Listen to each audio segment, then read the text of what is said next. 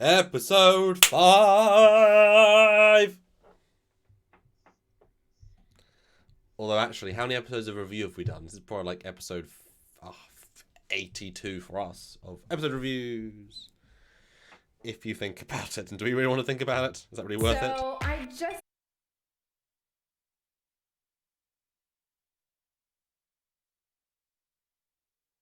Got people pretty divided. You either really love this one or you really hate this one. So it'll be interesting to see your thoughts. Okay, now you've got audio, Stuart, because the thing reset to more accessible. So now I think we're at a good level, as opposed to a minute ago. Hello, Stuart. Welcome Hello, back. how are you doing? I'm okay. Need some caffeine, but it's 10, so what do you expect? But it's not 10, it's 5. You can't even tell time, Samuel. Man. But yeah, welcome back, guys. Time to talk about episode 5, Stardust City Rag. And we already have some super chats, which is great. It's very super. Because we do rely on those guys. Fundamentally, that is what keeps this show going. We've got a lot of stuff already planned for this coming week. If you want to help us out, please do, as this show gets more and more spicy. Yeah. And it's interesting because, as I was saying, this one has people really divided. Either really love this episode or you really don't like this episode. So it's very interesting what people find enjoyable or not. So, and we've had that once before. Yeah, I have it occasionally. We have it. Yeah, I think we had that with episode. Well, yeah, the one I liked, episode 2. You didn't, I did, and the other ones have kind of all sort of like last week. I think most people were with us on that. So it'll be interesting to see, because as we'll say it right now, we're on opposite sides of the fence here. Hopefully by the end we'll be able to see each other's points and be able to come together more. Exactly, and opposite sides of the pond. Yeah. But we're not going to argue. I mean, you guys know, and I actually quite like, and I've heard this from other people, that we are a unified force in what we present. We're Team Trekyards, but we're allowed other opinions. And if we both are on these sides of the spectrum, then, I mean, you can't...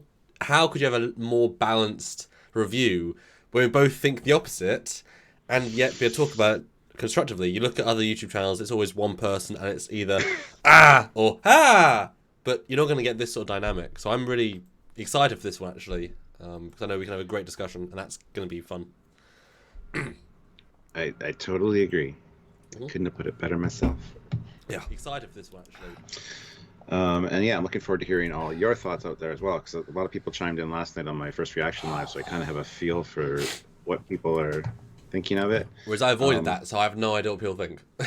I just know what Stuart thinks, and people, watch it with some people before I came on, so I know what they think, but yeah. Yeah. Well, did you want to share it while I talk about super chats? Do the super chats briefly now, and then I'll chat after. We have 3 to start, which is great. So Eugene is the first one. 500 rubles. Welcome. Well, that one is the worst for me. No Borg cube scenes. Writing is lazy and full-blown Discovery 2019-like. It's not just killing. It's meticulous torture and execution. Poor Icheb. Yeah, see, I thought this was the worst one for me, but it's actually second worst when I get into... Yes, and this is what I think I enjoyed most. Had the most in it. And I think it was good there's no Borg cube stuff. Honestly, having rewatched it, they added something by not... I mean, obviously, if it was good Borg cube stuff, but we haven't had much good Borg cube stuff, like, really good. So it's like, well... Yeah. It's... I got mixed feelings on that. It was good in a way that there was no Borg stuff, but at the same time, I think it needed it. And it kind of shows you that we said before they're on different, like, levels of story, but that they can completely skip a Borg cube episode shows there's not enough story for them. And next week with a trailer, Soji's starting to work out who she is. What, after 9 days and 3 talks with Narek? Oh, already? That was easy. Like, there's no build properly. It's weird. So almost removing one is going to be weird, although we are heading there next week. But yes, sorry, keep going. It's okay. Joseph Barbado puts in $5. Thank you. Can't believe the commander liked this one. The Cap and I always have similar opinions. That's why we love Trekyards, though. Always varying opinions for sure. So, yeah. And it's all subjective. I mean, people like what they like. So, But thank you for being on my side. Yeah. If you were a member of the channel, if you click that join button, you could put a little Captain Foley icon up. See, that's a good way because we have the emojis. You can Yes. like vote with that who you agree with. Might be an interesting way to do it. Well, speaking of, Arcondian says one of the best episodes so far. There you go. So there you go. See?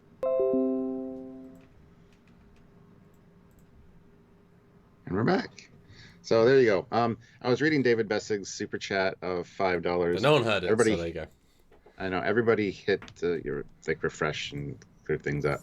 But I didn't hate it, but there's really no excuse for that opening scene. That was beyond obscene, and I would even call it shameful how overdone it was.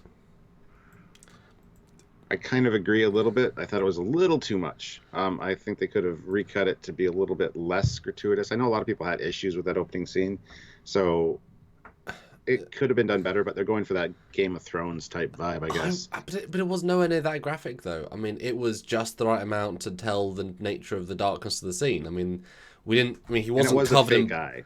Honestly. Yeah, he wasn't covered in blood. He wasn't like gouged. I mean, yes, they pulled out a fake eye out of his fake stem, and you can see it's makeup. It wasn't like it was a CGI eye with the makeup. Like it wasn't like covered in blood. I thought it was quite restrained, really, for what it could have been. I mean, I would say that scene from Scorpion where you see the mountain of limbs is more gruesome.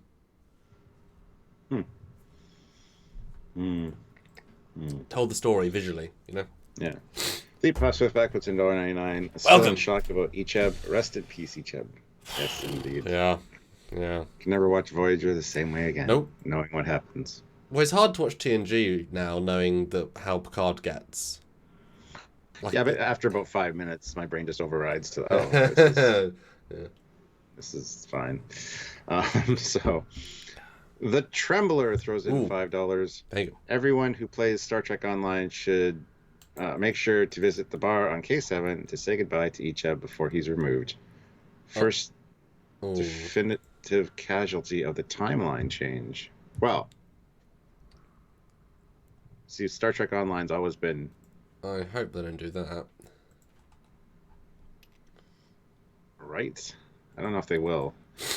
Yeah, but by that logic, as soon as they reveal that the Enterprise F isn't Enterprise F, they've got to remove the Enterprise F. No, they're not going to do that, are they? So I think that's, you know. Yeah, it's always been like licensed, but side canon, so not really. We were speculating when the show was coming out whether it would fall in line with STO, and we kind of said no. We never thought it would, either. So. Yeah. Yeah. Okay, well, I will start sharing then. Well, you talk about Super... Also, we had the first Super Chats, but you talk about it, I'll share. Go, team, go! So yeah, first set of Super Chats, but 156 of you here. Hopefully those numbers will get bolstered a little bit. But if you're here, make sure you hit that like button. That's important. It's a great way to help out the channel without having to send a Super Chat. But if you do want your voice heard or us to read out your comment or whatever on air and talk about it, we can definitely do that. And Super Chats are the best way, as there is a lot of you in the chat. You also are talking back and forth between yourselves. So we miss a lot of stuff. So the best way to be noticed is to either send a Super Chat or join the channel. And you can join the channel at the Commander, Captain, and Admiral rank, and you get your name in different color, and you get a little badge beside it. So we tend to read those out because it's part of the perks of having those ranks is to be, mentioned in videos. So if you want to do that, it's down beside the subscribe button. Just click the join button, and there's a couple options for helping us out. It's kind of like a YouTube version of Patreon. So if you can do that, please do. We look forward to having you join us, and then you get some cool badges and emojis and stuff that you can use in the chat windows when we do these live chats. So, and then of course the regular ways: Patreon, PayPal. There's a bunch of various ways to help us out, and you can be part of the team, so to speak, and help us stay afloat. But just being here is awesome. But like I said, one of the best ways to help us is just to hit like and make sure you're subscribed and click the all notifications bell because that actually is very good for the channel's analytics. So if you can do that, and then you won't miss a video either. So it all works out in the end. I'm back.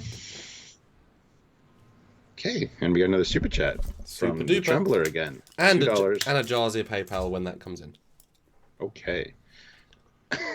Trembler $2. Hey. As being figurative about timeline change. Oh, no. I as being Well, he figurative. Fisto, he meant like he didn't mean literally it was changing. I mean, it's like yeah, well, remove him. But I mean, yeah, it was never canon. But hopefully not. Hopefully not. Mm. And Dan 23, that noise was the dishwasher because it's running upstairs. So deal with it. But it's barely noticeable, you know. Well, yeah. Yeah. And guys, like I was saying, do join the channel if you want to via that button. It's a really cool new way. And we would absolutely love to see more. I think we get 2 or 3 each live, and that will legit make a difference. So thanks. And remember, the more we get, the more emojis we can upload, and so you get more of the live chat windows. So we did get the PayPal from Jersey, so I'm going to read that right now. Thank you. So it's a $5 PayPal, so thank you. Yeah. Gotta say, I wasn't impressed with Stewart's acting in this one. His whole alter ego to me just felt like Patrick playing the most ridiculous caricature of a bad guy. In contrast, when Picard was posing as Galen in Gambit, you saw Patrick Stewart playing Picard playing Galen. The whole time the eye patch was on, I just didn't see Picard, but for a few glorious moments when he and Seven were talking about regaining their humanity, I saw 100% TNG Picard again. Also, that remixed Voyager theme was orgasmic. Gotta disagree on the Borg pile being more gruesome, though. Violence is worse when it's personal. We know each other, and focused cruelty is always worse than a monster randomly tearing through a bunch of nameless mooks. I really agree with the Picard 7 scene. That was like the best piece out of this episode. And possibly the season so far, honestly. I mean, it'll be in a top 10 list for sure. And it was only like a minute and a half, 2-minute scene, not even. Yeah. But it really stood out, and it's a scene I personally have been waiting for a long time to see something like that. Was the Voyager movie we never got? That would have been a scene. It had to have been, you know. Yeah. And I made the joke earlier, like Borg Anonymous. Yeah. You know, they're talking about their experiences. So. Yeah, and I would certainly agree with the whole. When you act an actor acting a character acting a character, but yeah, that was Patrick Stewart acting as this. That wasn't Patrick Stewart acting Picard acting a thing. It was just Patrick Stewart acting a thing. There was no characterful Picard in there at all. In the he's really hamming up bits. It's a good distinction. Good distinction there.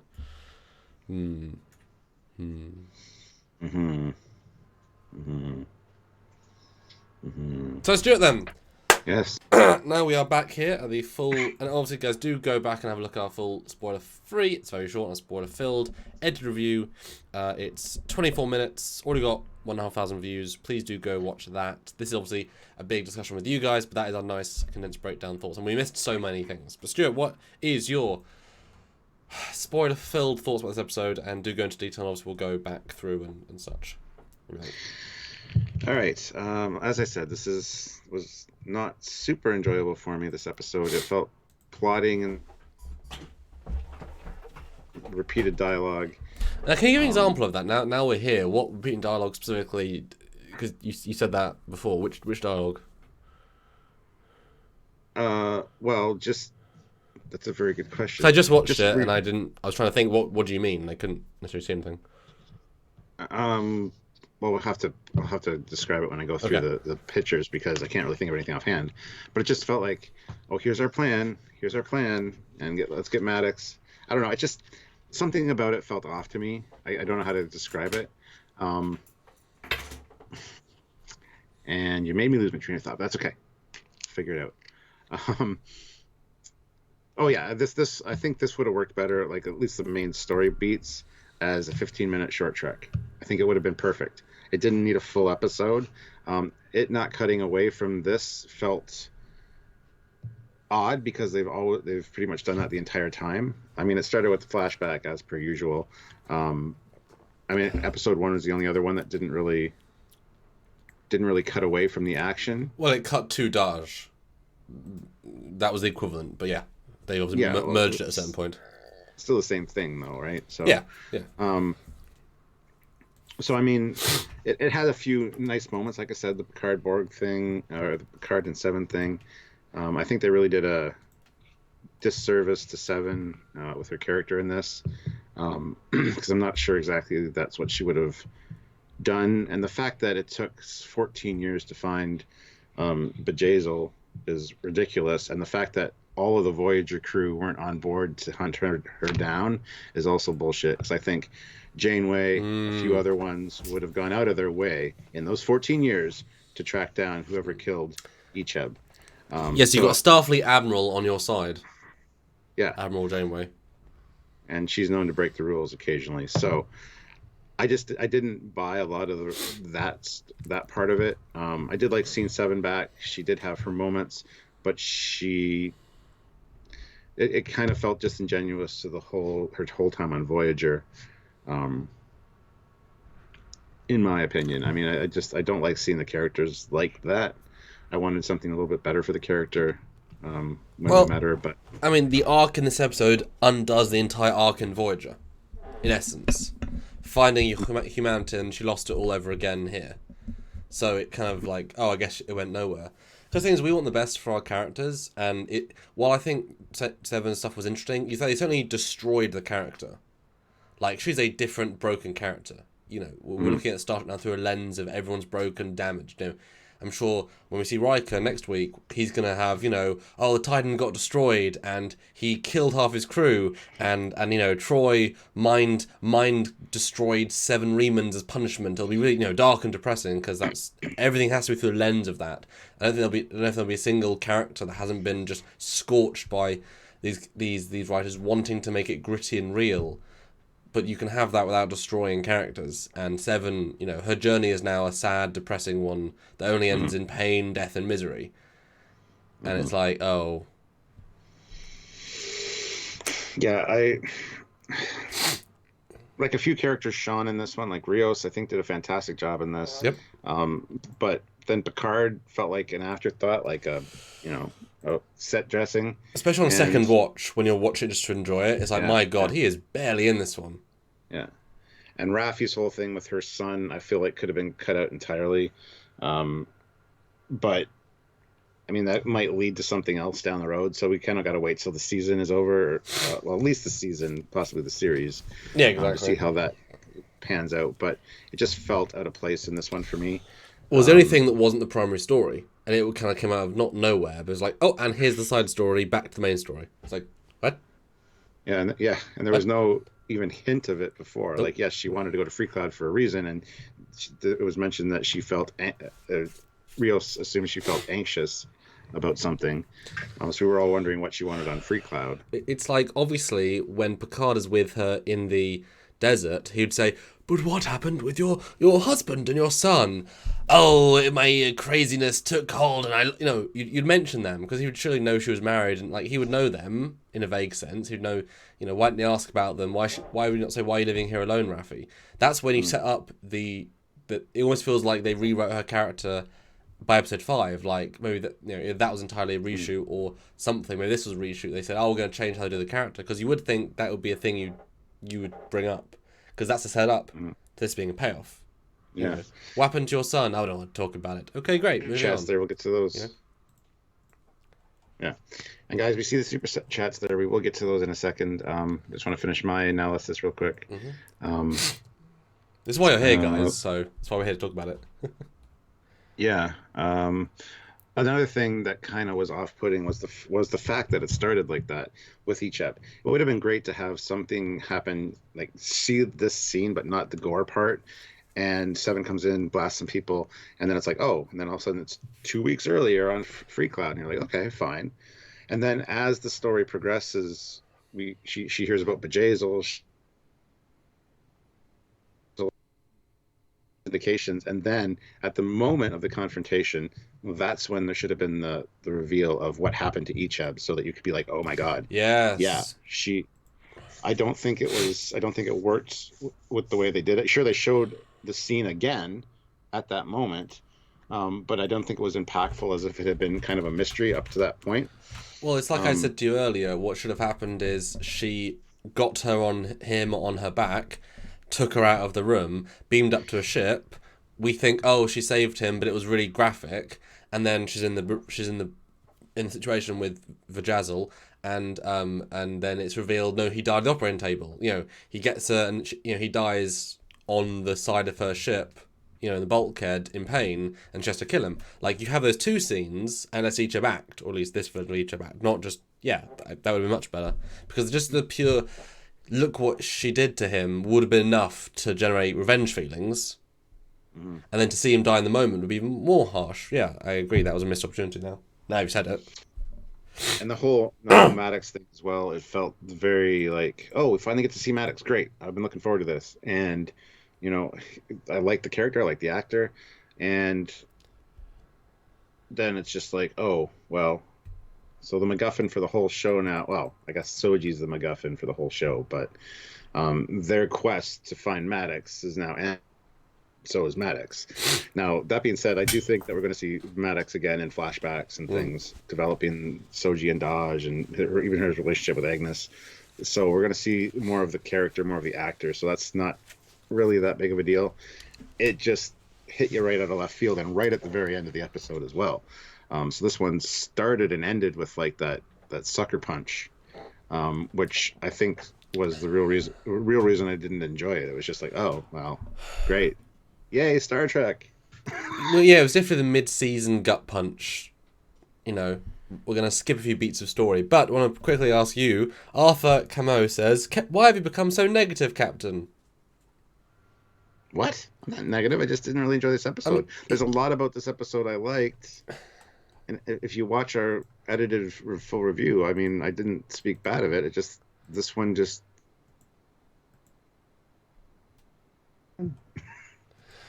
Yeah, it's just funny. We're not being negative positive, we're just calling out problems or good things, and you have more problems, and it's like, anyone can call out anyone for anything, but I'm going to be more positive this week. Good for everyone, but balance. Right, Stuart, do the super chats, and then all right. I'll give my thoughts. 69, $2. I love this episode. So there you go. Truby Howard, $5. Hey. Episode was all right. Trek needs to be Trek, not other shows. Yes. That I totally agree with. I mean, this was a Battlestar Galactica episode. I mean, really. Yeah. I mean, you could do a carbon copy. Just replace Adama, thingy with Adama. You'd be very similar, actually. Scarily similar. Yeah. Jarzia puts in $5. Chakotay would also be hunting her down because a few episodes heavily imply that he was the closest thing to a father figure Ichep had on Voyager. Yes, and we don't know what happened with Chakotay, unfortunately, yet. But yeah, I totally agree. And not just him. I think everybody on Voyager would feel very close to Ichep. So, well, I mean, just Admiral Janeway. I mean, she should have enough power at that point to sort of insist on something. I mean, there's also a Federation starship he was on that got, like, it was the USS. Yeah, the USS Coleman. So, like... I mean, Catherine, I have evidence, because I have his dead body here. She was killed at this place. Can we go to kick her ass? Okay, you can have a sovereign. Great, cool. I'll be... yeah. Mm-hmm. Give me Prometheus or nothing. Yeah. Jarzy at $2. To fit in, Ichep changed his name to Plot MacGuffin. And his face, too. And Christopher Filippone puts in $2. Will we see a Seven or Rios spin-off series? No, I don't think so. That could be interesting, though. The Rangers. It could. They could be a good pairing, actually. And if we do see a spin-off, it's not going to be for a few years, just like a few seasons in. So, I need to make it pure exploration. Please. Of the human condition. So there you go. That was Stuart's love. See, it's nice. I like it when you have problems with things because you're good at expressing problems. Okay, so my thoughts. I'm on the other end of the spectrum, and I watched this one only twice, but I actually enjoyed it more the second time round, which I was not expecting to necessarily. For me, it's a lot of contrast. I think if we were given Star Wars Episode 9 after watching the prequels, we would enjoy them. If we saw it after Force Awakens, we'd enjoy it less. If we saw it after the original trilogy, we'd enjoy it a lot less. But Rise of Skywalker looks better because of Last Jedi. The contrast helps, And so this series, for me, has been going downhill roughly every episode to where my expectations are now, this is not a good show. It's an okay show. It's not got a lot of story. The cast is good, but it's not got a lot of characterization, and Picard's barely in it. So my expectations are now really quite low. This episode had a story, had a plot, because they are different things, had characters, everyone did something pretty good, all the actors did good, the guest actor, Seven, did great, I thought. There's lots of little canon nods. Patrick is barely in it, but the stuff he is good is excellent. You know, the Icheb thing is hard-hitting and strong, but it is a solid motivation. You can't get much more of a solid motivation than that. The Maddox end, I think we kind of saw him dying coming, or already be dead, so that made sense, but was strong, and it was a good reveal with the lady that she was a not an unwitting participant, but a willing participant. And the EMH stuff was good, and Rios was great. He really impressed. They didn't do the costumes poorly. I mean, we didn't mention those yet, but you know that was looking to be a stupid gimmick, and they did them exactly right. There was a 4-second, stupid things, stupid costumes. Right, move on. Great. The Patrick accent was dumb, but it was meant to be dumb. It was a spoof, whatever. That's kind of one of the weaker bits, but it's not bad. And I don't even really mind Seven murdering everyone at the end, because it's been 20 years and everything's gone wrong, and you know, I mean, they do sometimes fire torpedoes at enemy vessels and destroy the baddie. This is so. I mean, it's not. I mean, I would never write this. Don't. You know, this is because this show is dark and everyone's evil and everyone's bad. And you know what I mean? Because of this situation we're in now, this kind of it makes sense. Works for me. Like, she's a bad woman. She's gonna kill her. Blah blah blah. Whatever. Makes sense now. I wouldn't write this from 7 years ago, but she's not that Seven anymore. So I thought it was actually the first solid episode where you had a storyline. You had an A, B, and C. You had some good character moments. You had some good canon. I mean, the sets were boring, as you said earlier. The sets were completely throwaway. I mean, really, like, they were... And I really watch it, and you forget that the first couple of scenes... Like, there's a Maddox scene early in the casino place. Like, half the episode's in one room. And it's not even a good-looking room. It's just it might even be like a set they just happened to find on like near LA. You know what I mean? That's like a ballroom they redressed. Like, it might not even be a set. It might just be a place they had. I haven't been looking at the chat, so I don't know if people are agreeing at all. But I mean, I thought it was one of the, like I say, it was, if not the strongest episode for me. Because the first episode was good when you watched it, because you're wondering where it's going. But then you realise how little it did when you watch it back. And then other episodes really did a lot less. Last week was better in some ways, but all Borg stuff dragged it down. Like, there was no skating through ice moment in this episode, you know? That was just a complete wash, you know? Yeah. And I thought no Borg made it focused. Focus was good in this. So that's kind of my thoughts, guys. It might just be because of contrast, because the show's going downhill, but this was a real story, you know? Yeah. Eugene throws in 250 rubles. I'm starting to wonder how many old characters will be destroyed on screen and how many will be killed off screen. All of them. They can't make them look good, can they? Because they want them to have dark, dramatic things to act. So now we have to hope not to see anybody. Yeah. Well, let's get into the conversation here. Yeah. We start the episode off. Oh, God, yeah. On planet Vergessen, the Hypata system, the 7 Dome. Okay, 7 domes. Maybe it means something. Yeah. I love it's trying, but it means nothing. You know what I mean? Again, it might come back to it in flashbacks and find out it's important, but I doubt it. Yeah, it really should have started with, like, his ship. Because how cool it would have been if it started in deep space, and there was the Federation ship, and then as it turns, you see hull damage, and there's another ship next to it, and it cuts inside the ship to the operating chamber, as if it was right after they had attacked the ship. You've had 2 free ships, you know? Yeah, but he was on leave, so that wouldn't have worked. Was he? I thought it was scouting.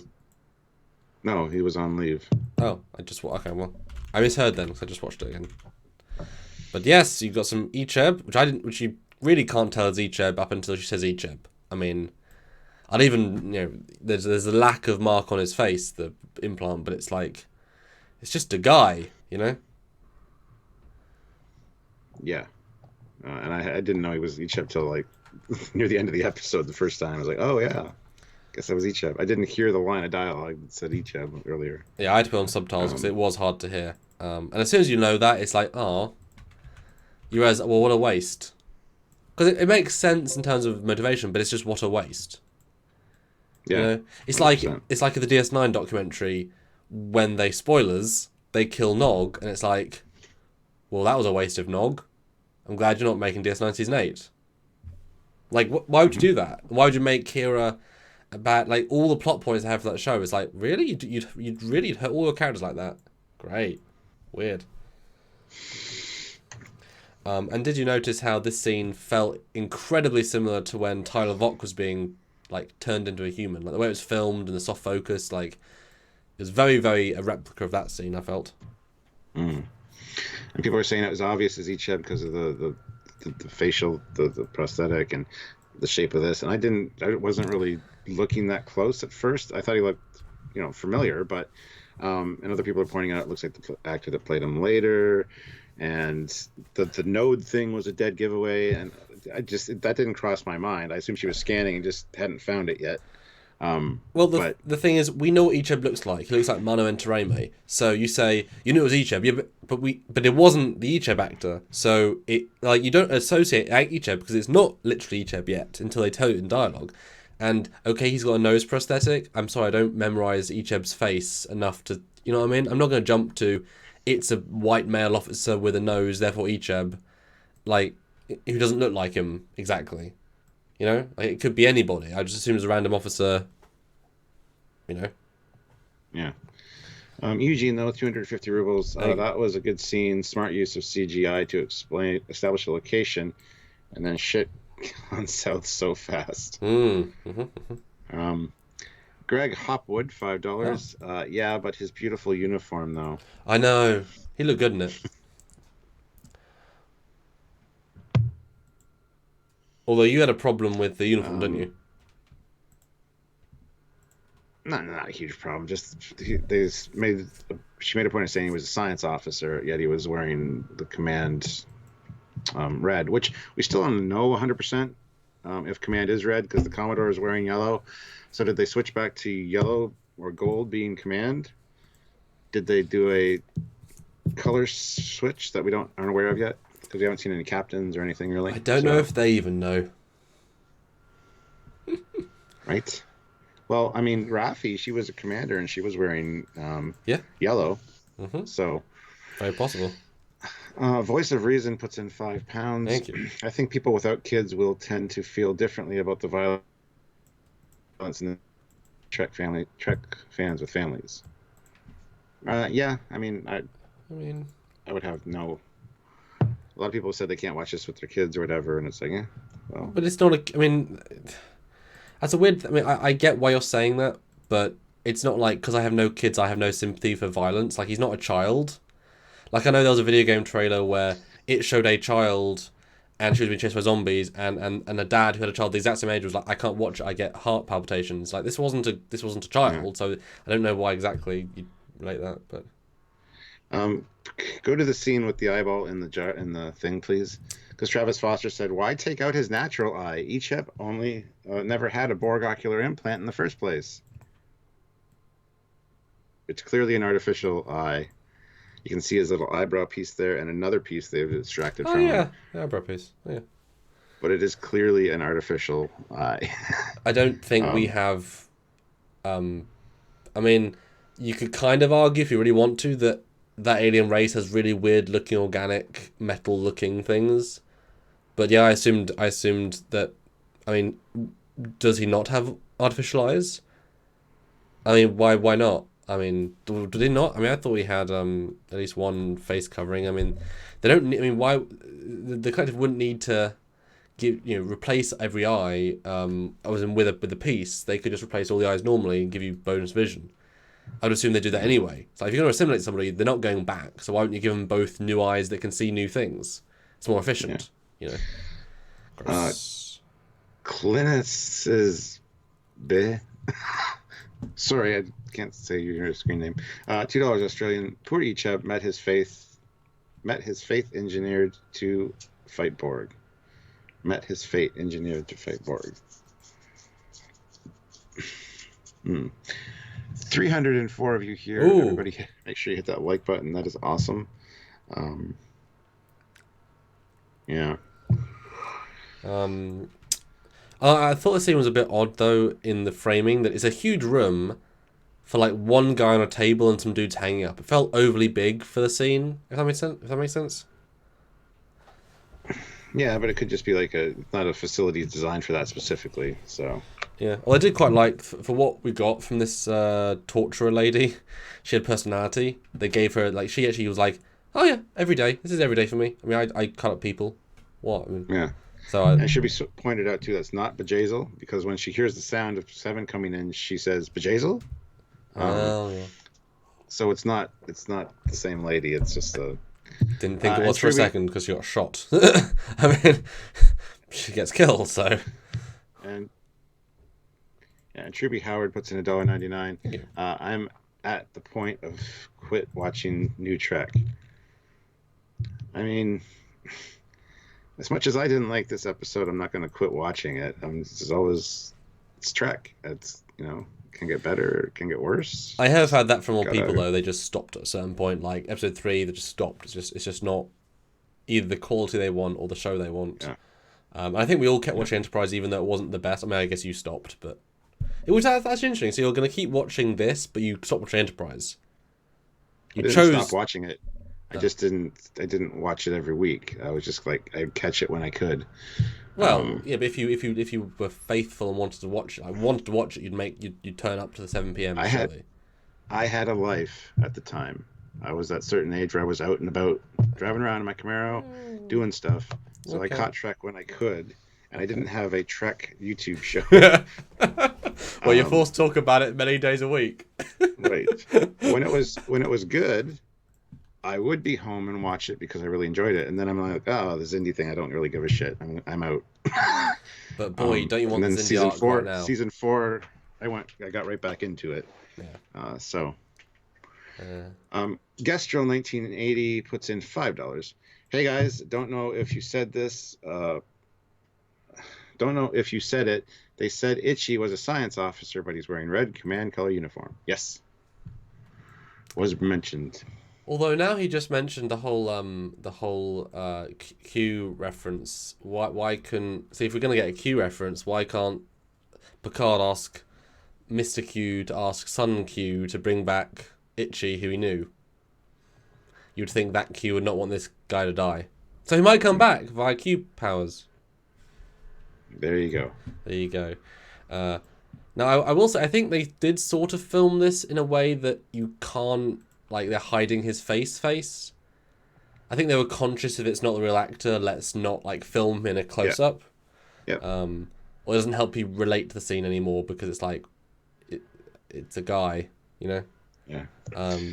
Adam Miller puts in £1.99. Thank you. Gold uniform worn by Admiral in DS9. Okay. And here's a good shot of the wounds. So he's been removed two implants, one eye. He's got some sort of wound on his chest, which looks like a gunshot, and he's bleeding a bit, but no active wound, it looks like. Although you can clearly see this is a prosthetic piece they put on top of his, like, you can literally see, once I brighten it up, the lines of where the square of the prosthetic that's on his chest is. It's actually really kind of poorly done, actually. Yeah. That's really bad. That's so bad. D300L did 7 have to kill him? He didn't look that injured. Yeah, we talked about that. There we go. Let's talk earlier about it now. today. That's why I was bringing up that's his wound, and she murders him because he says, "Do it, do it." But why? Yeah, Why? didn't feel genuine to me.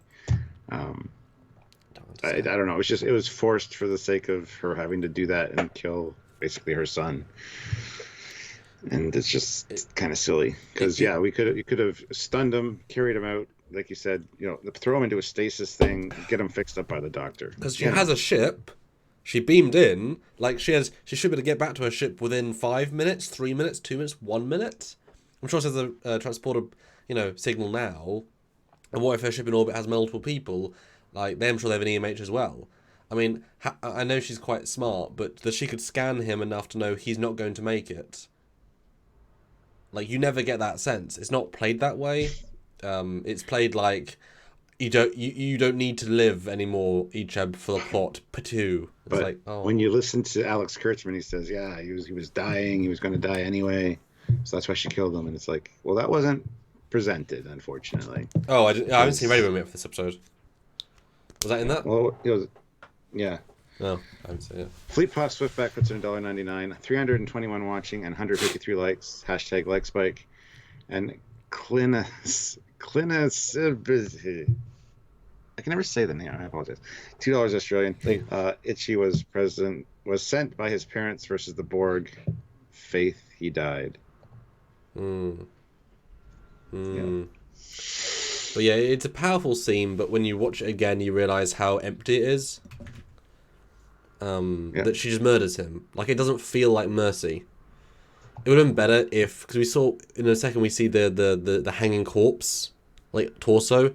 If he, like, lost both of his legs and his arm and half his torso, it's like, okay, he might not recover, but I'm sure if the Doctor from Voyager got hold of him right now, he could save him quite happily. You know, they did worse things every day. You know, B'Elanna lost her lungs and managed to get new lungs and save her. You know what I mean? This kind of reminds me now of Picard. That was Neelix that lost his lungs. Yes, sorry. Yeah, you go. Yeah, see? That's a more, whatever. This reminds me of the Picard. When he has this whole thing with the Federation Council, he says, "Oh, fire me!" Okay, you're fired. Okay, I'll give up now. Cool, bye. Just gives up. Seven just gives up. There's no sense of fight. There's no sense. Like, this could be an entire episode, Stuart. This one scene could be a whole episode. You know, the Finding Icheb storyline. Instead, it's just 3 minutes and murders him. It's very It's wasteful of a character. It really is. Yeah. James Peebles, though, puts in New Zealand dollars. Thank you. Why didn't they get Brian Proffy to play Maddox? I think that's the original actor. Yes. Because he's the director of a musical institute, and he hasn't done a lot of acting since TNG. That's why. And they were like, we could either hire him out of retirement, who might not be very good, or just get another actor. I mean, they went with the easy one, I guess. But that's okay. Yeah. And Dead Shinsno. Oh, whoa, hold on. Sorry, Eugene, 250 rubles. Eugene. They remove live critical implants. Either he dies fast or he dies slowly and painfully. I never got a sense of that, and yeah, there was 3 things in the tray, one of which looked kind of important. It was kind of like that long, like a spike almost, like a spinal thing. Spinal thing, yeah. A spinal tap. But yeah, I didn't get that sense at all. If there was lots of pieces, if the thing was full of pieces, maybe. And they're right there. Well, yeah. So beam them up to the ship, throw them in stasis. You got the parts if you really need them. Because I can't imagine the eyepiece is essential to his life support system. You know? And what the fuck are they using these parts for anyway? It's never clarified what they do with these Borg parts. Well, they sell them. For what purpose? For money. Genetic enhancements? Why would somebody want them? As souvenirs? Well, I mean, that's a broad spectrum. I mean, why would you want a Borg interlink node that can connect thousands of computers? Okay, that's useful. Why do you want a shield node that can give you a personal force field? There are pieces that are useful, but yeah, I don't know why I'd want like a Borg lung with nano... I mean, would they all have nanoprobes in it? Like, if you were to implant them into your body, do you become nanoprobed? I mean, I wouldn't risk that. Who would risk that? You know? Mm. Yeah. Dead Shinzo puts in $5. I miss Star Trek being hopeful version of humanity. I want to be inspired to be better for the future. I miss old Trek and for that ideal. Yeah, a lot of people feel the same way. 100%. Yes. Yeah. Matthew Faustini puts in $10. Thank you very much. This episode really had me lose faith in the series. Star Trek has lost all the fun, exploration, and Gene's visions. I'll still keep watching, though, hoping for something to change. Yep. That is exactly my thought to a T.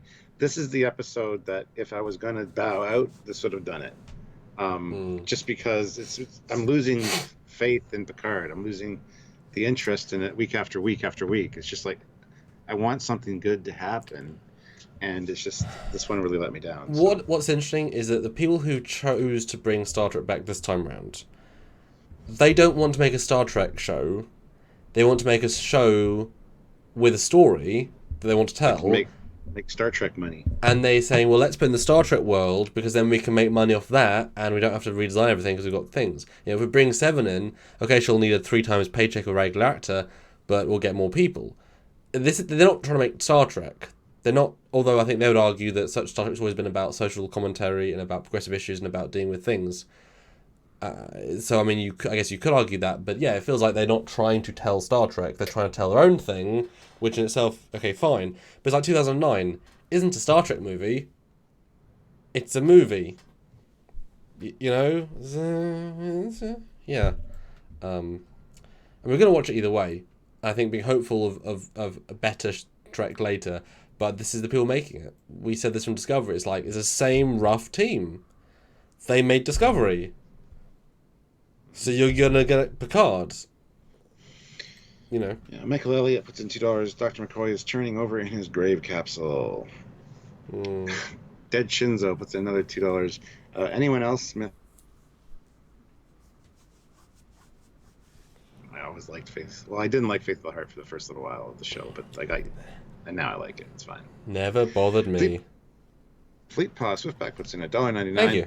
When did we go back to pistol-styled phasers? Well, they're not not a Starfleet to shoot phaser anyway. I think I was going to say that earlier, but I think they are the same ones that the security team runs in with at Planitia. Oh, of course they are. I'm pretty sure because I did a little bit of. I was waiting for them to. I'm pretty sure. I mean, also like alien races have them, but yeah, I think that's the new. Well, she's ex-Starfleet, so I mean. But was she at this point?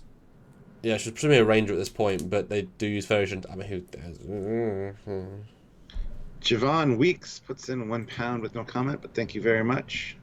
Well, it says message retracted, so I don't know if you tried to put in a comment that the dollar didn't allow, but thank you very much. Yeah. Mac Lee puts in £2. The best thing about Picard are your review vids. Well, thank you. Thank you.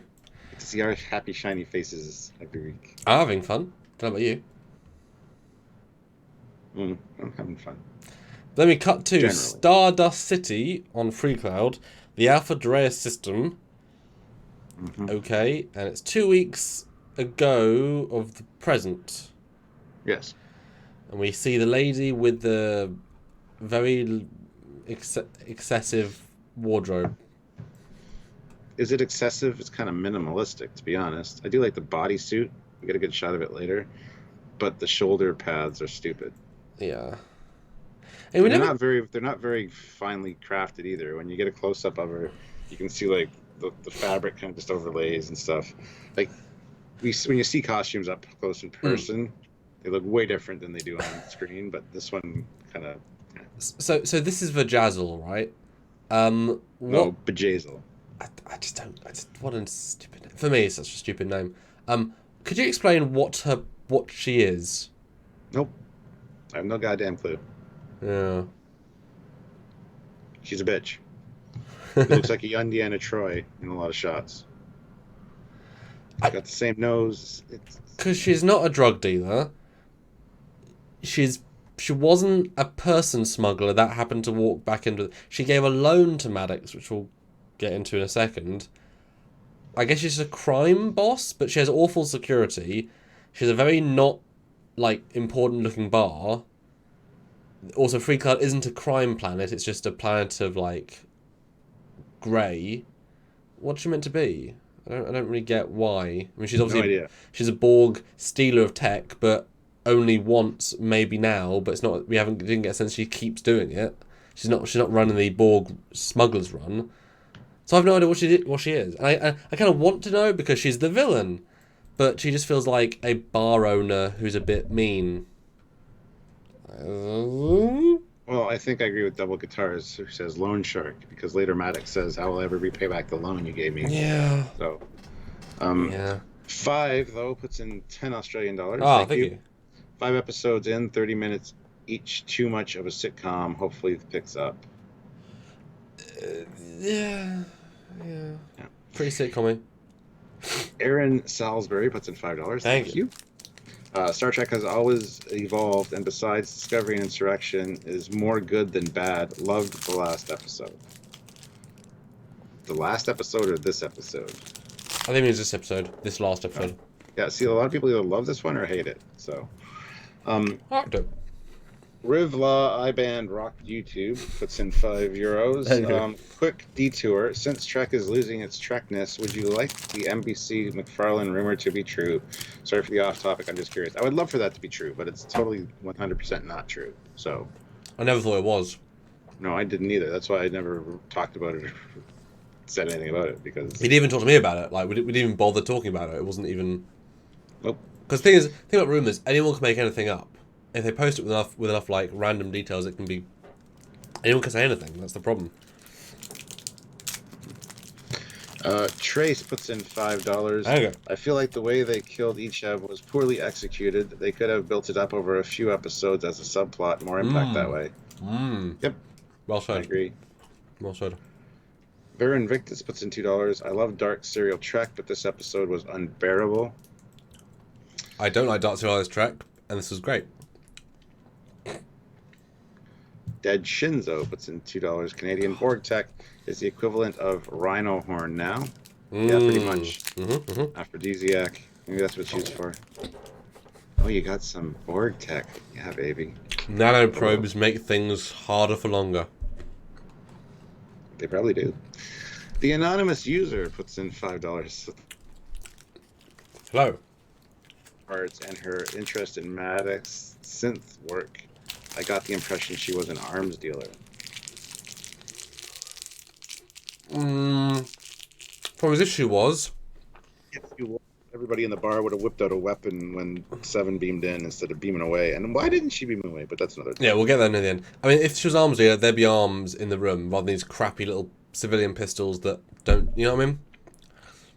And besides, you'd think that they'd mention that in dialogue. She isn't that important. She's only important to Seven. She's a low-end person who does one thing that no one cares about except Seven. You know?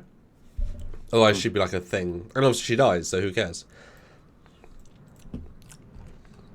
Okay, great. So we get Maddox. Introduced to him only a few minutes into it, which is not what you thought we were going to have, I think. They said we weren't going to see Maddox. That's this guy, and she's like, hello, in her bodysuit, yes.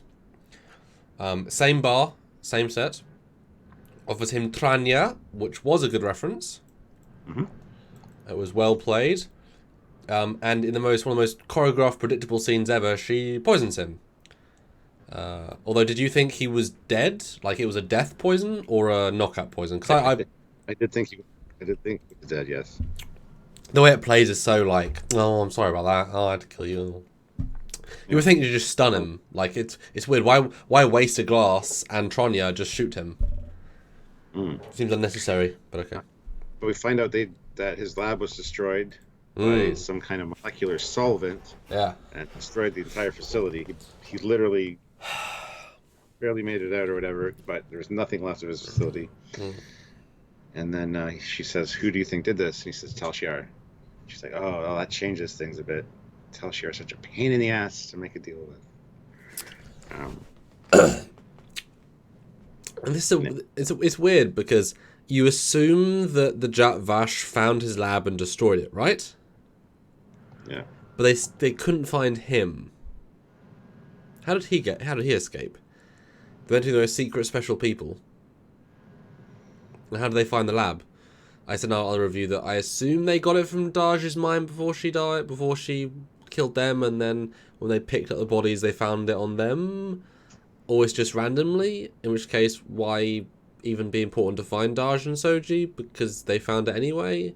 And in the same week, like, the same, you know what I mean? Like, I kind of got the vibe, I don't know about you, but it felt as if it wasn't the Tal Shiar, that was actually a new party. Like, there's another force at work here, which will be revealed later.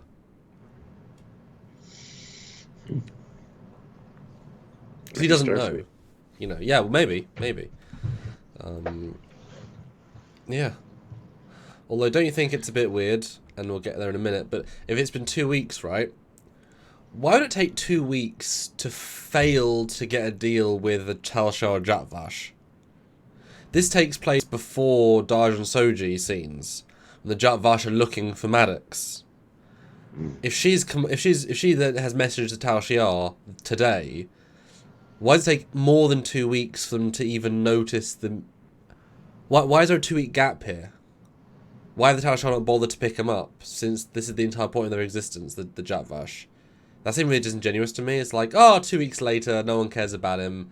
It takes us, the heroes, to instead of the Romulans come in instead. So where have they been for 2 weeks? What, you know what I mean? Why was that a thing? That didn't make sense to me. Yeah.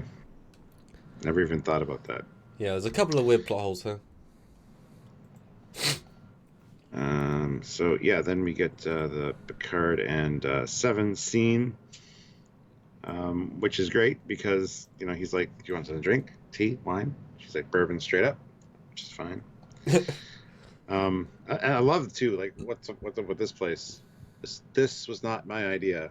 Mm-hmm. She's like, "But you like it enough to keep it." So yeah. Yeah, I like the fact I didn't waste time with her being ill. She just walked straight in. Great, moving on. But again, you get this, it's the chateau set again. He didn't have to go very far. He probably filmed this on the same day as another scene, Kind of gets that lo-fi vibe of just saving money. Which they're allowed to do, but, didn't add much. Not a band account puts in $5. Hey. I was expecting the return of Star Trek V's three-breasted Catwoman dancer at Freecloud. And what happened to the Aurelian bird people alien TOS? The Aurelian. Oh. Yeah, I thought we might see an Orion slave girl or the Catwoman or something. I mean, they were easy to do makeup. You just paint them green. Yeah, I forgot about that. Our considerations there. Yeah, it wasn't a very interesting bar, was it? Really. They put the money on the outside, not the inside. And the outside was one shot, whereas you would think makeup to people would be more bang for the buck. And Fleet Positive Effect puts in $2. Seven's alcohol tolerance is greater now. Yes, absolutely it is. Yeah. And we got another PayPal from Jarzia. Oh, thank you. $5. It would be more effective if Seven desperately tried to get him back to her ship, and he dies in spite of her attempts to save him. Also, I don't like when she said "my child." The sentiment is fine, but the wording just isn't. Seven. We know he was like a son to her. He knows it. She knows it.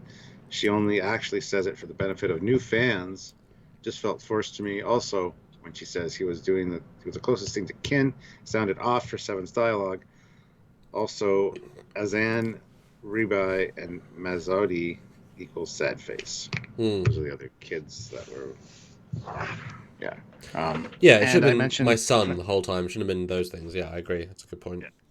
And I mentioned Naomi Wildman as well, but not really as close a connection. I get it, but yeah. But I think this scene is great. The tone is definitely not.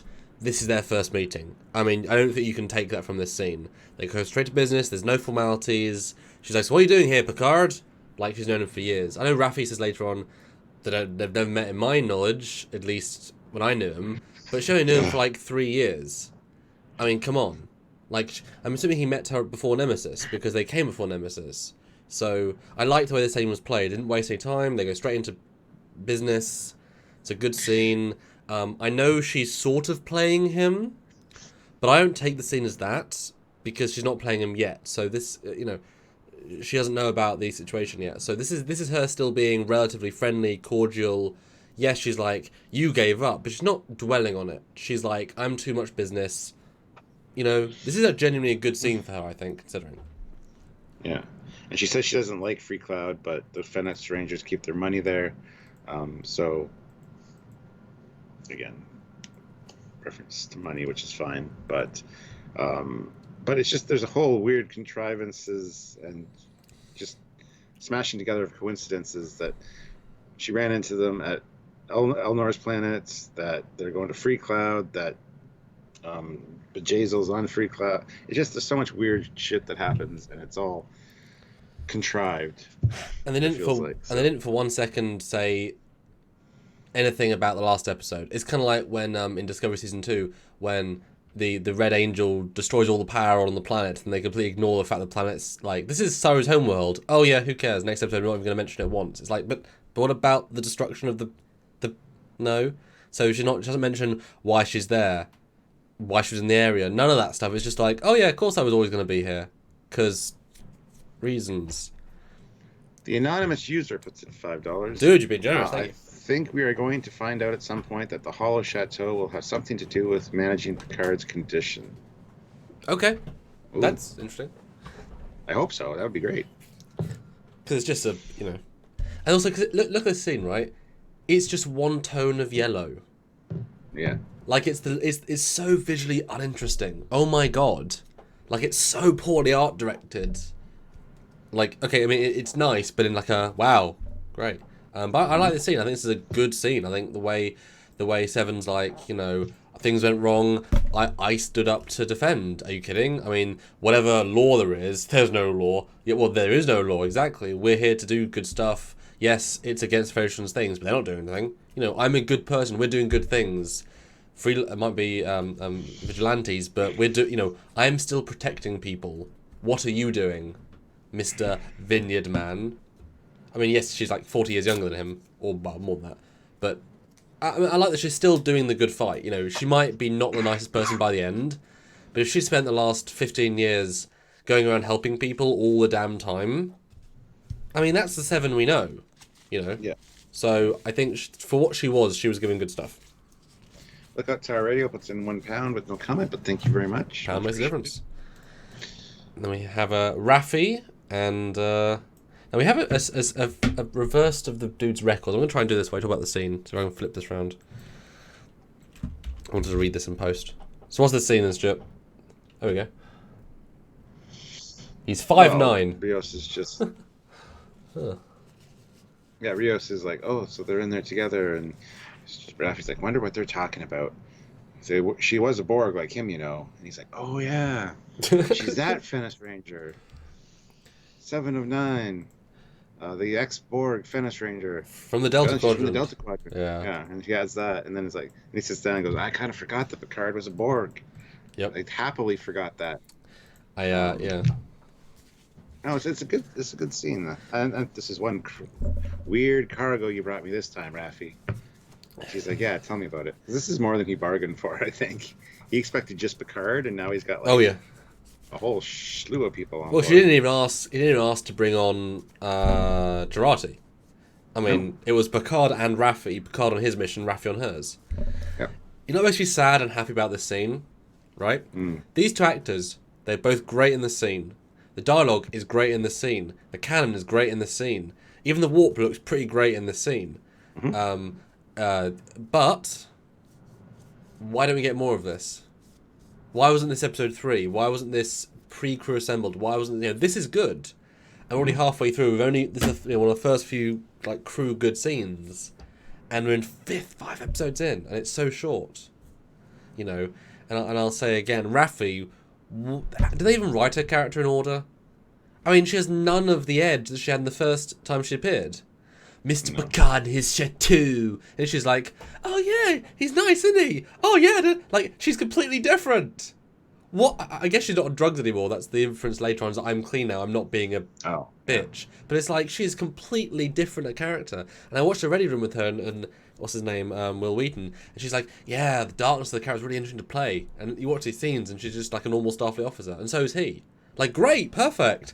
Give us these versions of the characters. They're great. This is good. I didn't need that shit with her with the drugs. Throw that all out the airlock. Give us this scene. More of this. It's good. Not a band account puts in $2. This episode of The Expanse isn't written so well. Yeah. Yeah. Hi, Joso1. He says, evening, Trekyards. Hiya. Evening. How's it going? Yes. So next scene is Jurati. Good scene watching too. A video of her Maddox, which is great. I love that he replicated all the ingredients for chocolate chip cookies, because he didn't like the way the replicator made chocolate chip cookies. Yeah. That's a fantastic way to do things. He said it's like an alchemy, and it is. You got to create, put everything in the right measurements. So I thought that was great. We've done a replicator episode, and we talked about that. Because you can have unlimited of the same thing, but the variance, the randomness, that's the spice of life. What if you want to put 2% more chocolate chips in to give an extra bonus of chocolate flavour? I guess you could say that technically is being computer add 5% more chocolate chips, but you won't get it won't be actually melted. It'll be fakely melted and identical. No, this is great. It's exactly right, and it's a lovely scene. Although, what do you think of the actual reveal of their little kiss? And there's something there, and oh, It surprised me, but I thought it would be more important. well, no, I think it will be. I think it absolutely will be. I thought it was a good payoff. I mean, I like the fact that his beard's so much blacker than the grey beard. Yeah. That was a nice touch. Although she looks the same, but I guess she's under half his age, so it makes sense that she wouldn't change. But I thought this was a good reveal. This worked absolutely fine to me. I thought she was a daughter, but this is fine too. Yeah.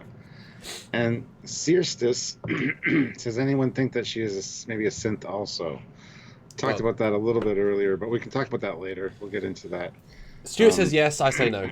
Or maybe anyway. I didn't say yes. I think it's a distinct possibility. Do I personally believe it? No, but it's something that could be a possibility. Jarzia, though, throws in $2 Canadian. To me, Free Cloud equals Novaria from Mass Effect. Let me remember which one that is. Chris. Yes, I guess. Yeah, okay. See it. Chris Gwillem puts in £2. When is Shipyards going to do the Rosciante? Well, we don't have shipyards. We have fleet yards. And we will at some point. Do not worry. But I do have a 3D model because I had to do it for the background. So I have Chris Kern's 3D model converted. So I have it. I got a little model of the Rosciante back there, too. Yeah. But I haven't seen the show, so I need to watch the show first. But we do know the designer. Nice guy. But yeah, this was a great scene, and I think this lady really came in. This was her episode to do something and shine. And having rewatched it, knowing the end, there's so much nuance to some of the acting beats that I'll get to later because I really like some of her bits. But yeah, now you get the comedic scene. Stuart, do you remember how in this first episode when Patrick Stewart says, "I believed I was here waiting to die," and now you have comedic ads talking to each person? That's a weird shift, Stuart. Tonally, this dark show. I'm not sure. Are they just decide to be funny now? It seems weird for a show like this to include this entire sequence. Break up the darkness a little bit. Yeah. Not unusual in Trek. Well, no, but this is not Trek. This is a different thing. This is a unique entity, Although I'm wondering, how did these... Why would these ads get through the shields and computer system? Like, are you allowing your system to get overrode and have ads being projected, which you manually have to wouldn't you have an ad blocker that wouldn't let them get past the shields and computer systems? Like, I don't understand the scene's entire concept. It's like, this wouldn't happen. It's just a waste of CG money. Wasn't funny. Well, it's just like when you're in the control space, you get blasted with this stuff. So, and I like how it's all personalized ads. Yeah.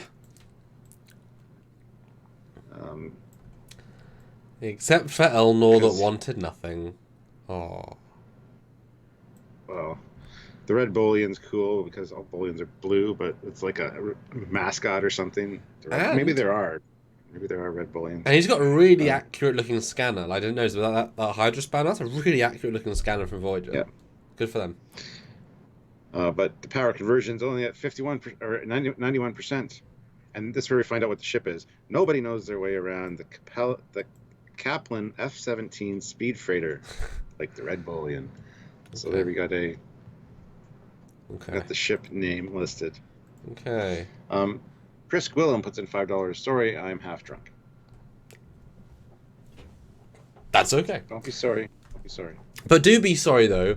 360 people watching and not even 200 likes yet.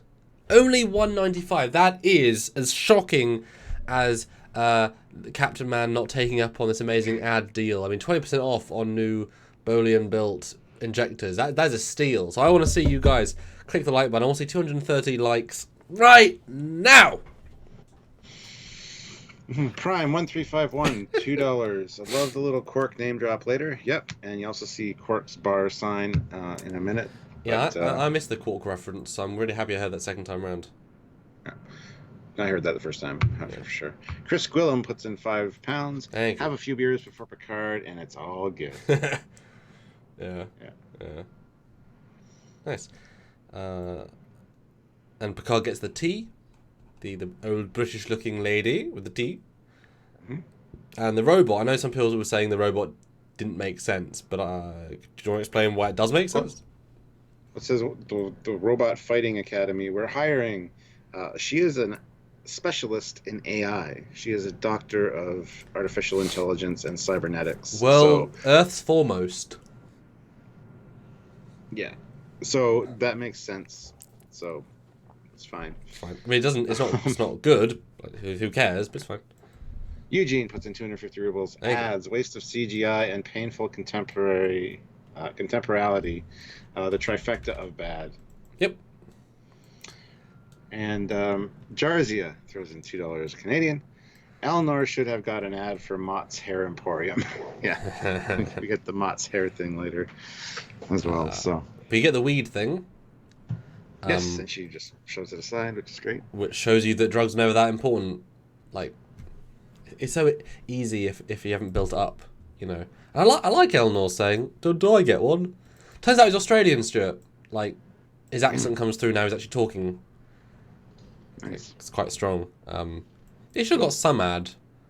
I don't know what. Something would have been fun. Like something really like. Do you need a father? Oh no! Do you want to be adopted? Oh, that would have been sad. Oh. Sorry. Anyway. Anyway, Raffi finds Maddox. Turns out that Bajazel is using some free. What are they called? Free interfacers. Sorry. Yes. As go-betweens for hire. Mm-hmm. And to get in contact with Tal Shiar to get rid of Maddox, essentially. And Seven shows up and Bajazel. I know Bajazel. It's she. Mm-hmm. And let's make a deal with her. Let's try to get because we can't outbid the Tal Shiar or whatever. So let's trade something that she'll find irresistible. Mm-hmm. What would that be? Well, me, because she deals in Borg parts. It's a good plan, but it would have been better if we had thought that maybe Icheb survived. Like I said, I don't know if the scene should have been so graphic at the beginning. It should have been implied that he might have lived. So no, there was better ways of doing this episode for sure, but you don't know those until after the fact. You know, that's one of those things where it works fine, but could have been better. And again, I refer to if they're looking for people to deal with the Tal Shiar, them Tal Shiar are just going to show up at your door and take him. If the word's been out for 2 weeks, why the hell have they not done anything? It feels really stupid, this scene, in terms of like context. Like, I don't buy it. The Jat Vash should know everything. Like, that's their job in this regard. It seems very weird. And to think you can outbid Tal Shiar. And also, I hate the fact that Raffi can just hack her way into completely unseeably, like, completely legitimate credentials in minutes. And it's like, so she's a world-class hacker now. Cool. Okay. I guess. That's easy. It's always weird to have, like, top-tier criminals then be... It's like when you have films and you say, we've hired the best mercenaries in the world. And it's like, yeah, but your hero can kill them easily. So I guess the best money can buy is pretty shit compared to your... You know what I mean? It feels very contrived, you know? But I like Seven's plan, and, you know, at this point, now she's got the ulterior motive. She was being genuine up until now, you know? This is the shift. Yeah. This is the shift. And she still helps him in the end, so I still don't think it hurts. This bit hurts the character too much, because she does, you know, still want to help, etc. And Carlos A. Smith says Trekyards Eleanor had no previous data history, then no advertisements for him. Yeah, that makes sense. Okay. I mean, Yeah. I would buy that they scan the ship's records. And, yeah. Yeah, okay. But I don't know if you would allow them to scan your cookies because, you know, off the grid and such. But yeah, that's good. I like that. That's a good point. But again, it doesn't really work in the Trek universe. You know, the concept of it doesn't really work. But anyway, they zoom into Free Cloud and it's fine. Hold on, there is a... Oh. Here's you see the Mott's Hair Emporium, Yes. and right beside it is Cork Bar. Yeah. Where it goes, what is yours is ours. Okay. Yes. And Fleet Pass Swiftback puts in $1.99. Thank you. I like how Elnor is way out of his element with deception. Yeah, because of absolute candor, they never lie, really. So. Oh, and also look on the left is the Darbo tables with the Darbo wheel too. Yes. So that's great. I mean, this is a good use of canon. And I like that Mott retired from Starfleet and then became a barber. I like what you said about this. These all being franchises. Because I'm sure that Rom gave his brother some money to franchise his bar. You know what I mean? I'm sure he could convince him to do that. Hey, nah, Rom. Yeah, yes, brother. I want to sell 50 bars. What do you think, leader? Damn it. You know, that's good. It's good. Oh! Before they beam down, though, we find out that she's got a beta Anarian. Beta Anari. Yes, that's important. What's that? Oh, it's a sentient reptiloid. Nasty pieces of work. So, there you go. But you said, and I really wish that they'd done it should have been a Gorn. That would have been really fun. Yeah, somebody had mentioned it would be good to be a Gorn, and I'm like, yeah, that actually makes a lot of sense. Because I wouldn't question that they could say that Gorn females are good at telling when a human lies. Bit of a retcon there, but we know nothing about them, so who cares? You know. Yeah. That would be really fun. Torah69 puts in $2. Thank you. And says 344 watching, 239 likes. That's awesome. So 353 watching right now. So everybody make sure you hit that like button. If you haven't hit the like button, do it. Make sure that it's blue. Hit it, please. Now, this is when it becomes a heist movie. Yeah. Because now we get constant intercuts back to the group chat, into the... Which I'm not... I like Ocean's 11. I like those films. I think they work well. This worked fine for me. I think it's a very specific technique because it lets you reveal things as you go. But as you said, it does make it feel repetitive because they're cutting back to the same location. And if it's already a boring location, both the bar and the chateau, then you're not visually seeing anything of interest either side. Yeah, exactly. It wasn't as exciting as it is in Ocean's 11, with the way it was done. It felt lazy. I don't know. I wouldn't say lazy. I think unambitious. They're not the same thing. Cause they've done the costumes, they've done the good. It's shot well. The script's good. It's just not particularly exciting. And I gotta go pee because I've had many drinks. But I'll put you on the scene so you can go through the scene now and start explaining the plan. The plan. So Jarzia, they'll throw in $2 Canadian. Rom paid 5,000 VARs for the bar, and then gave it back because Rom's a nice guy. But yeah, so now instead of interfacer, they're just referred to as facers. So they made Raffi made Rios one that was famous but not too famous, and yeah, I love how when he. Well, we're stuck on a picture, so I can't really even talk about it.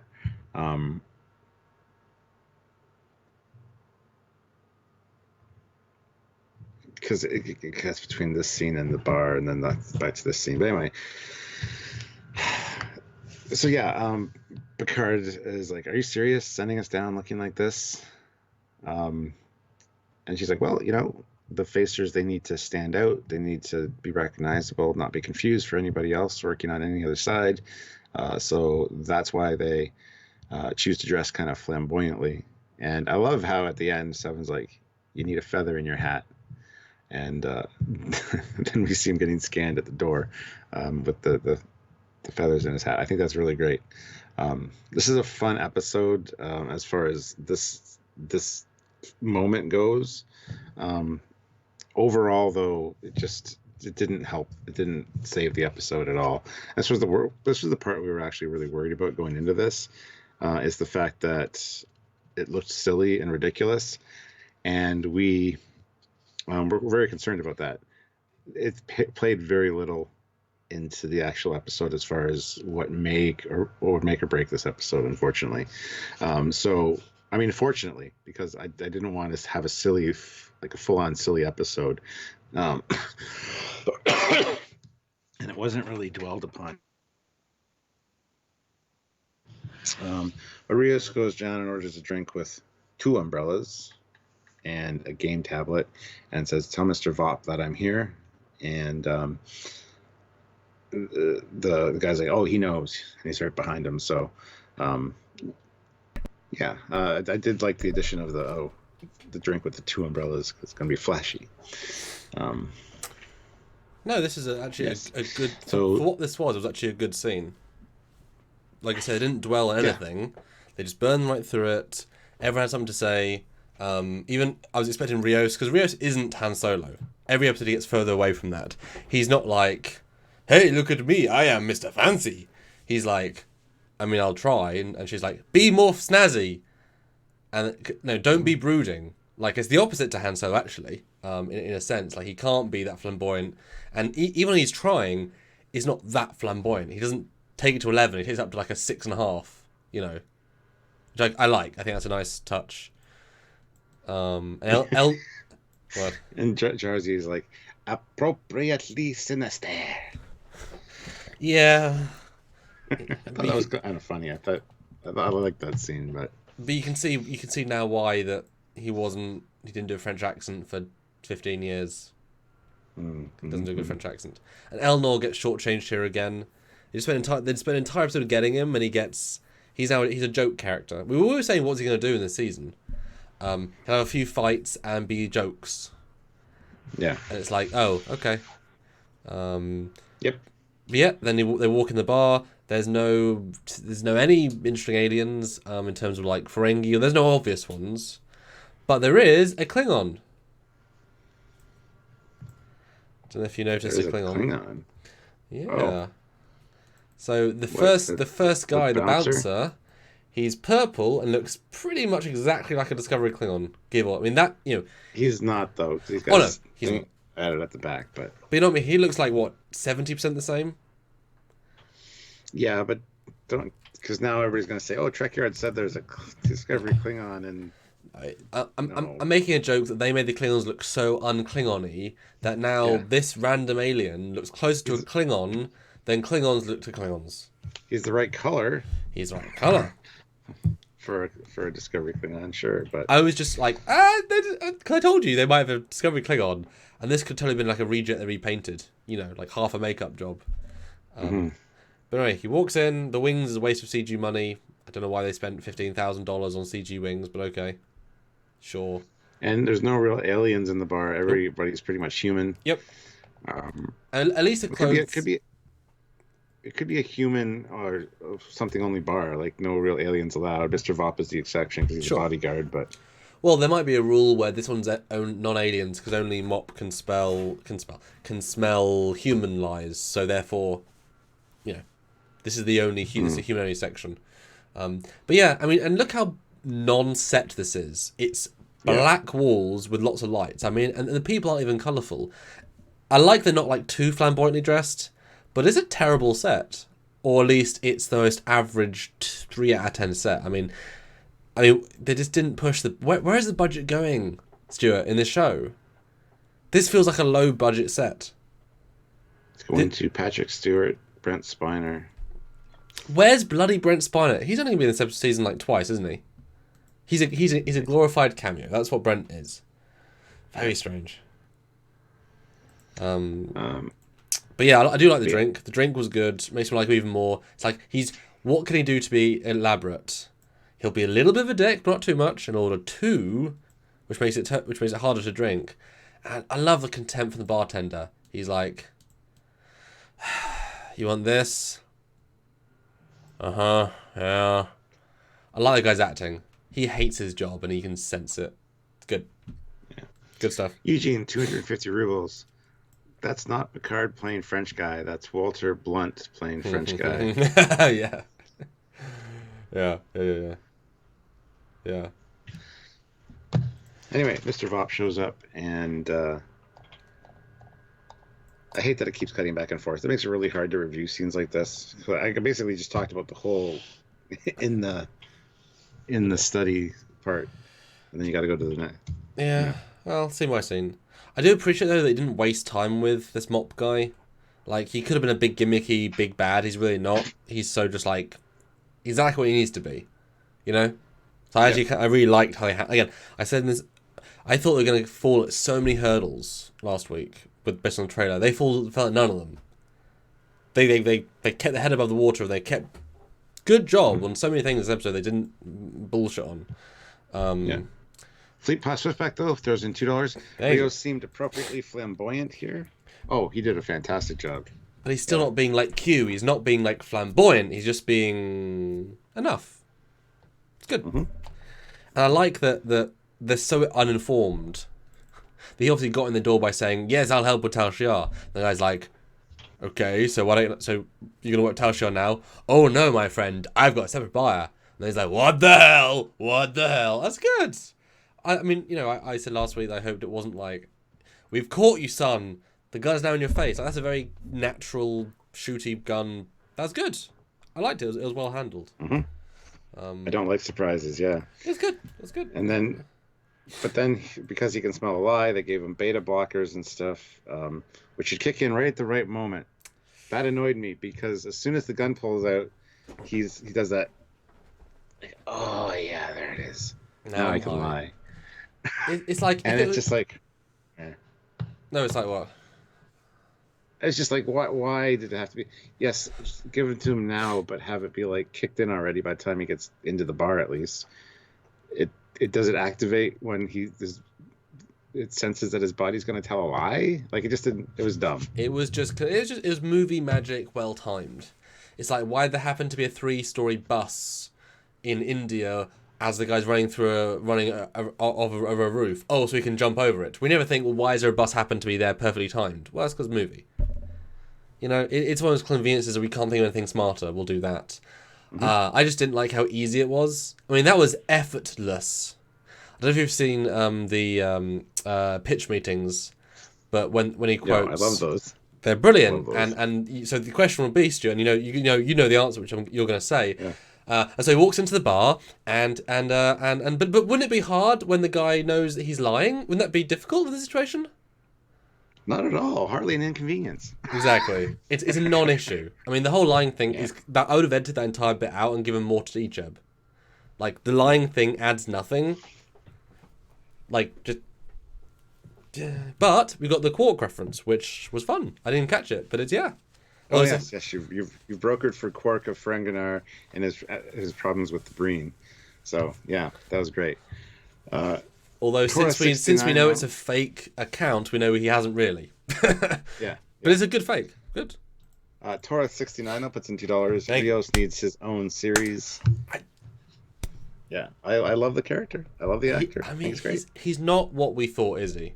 He's something else, and they've done good. Way better, yeah. Yeah. The anonymous user, though, throws in $5.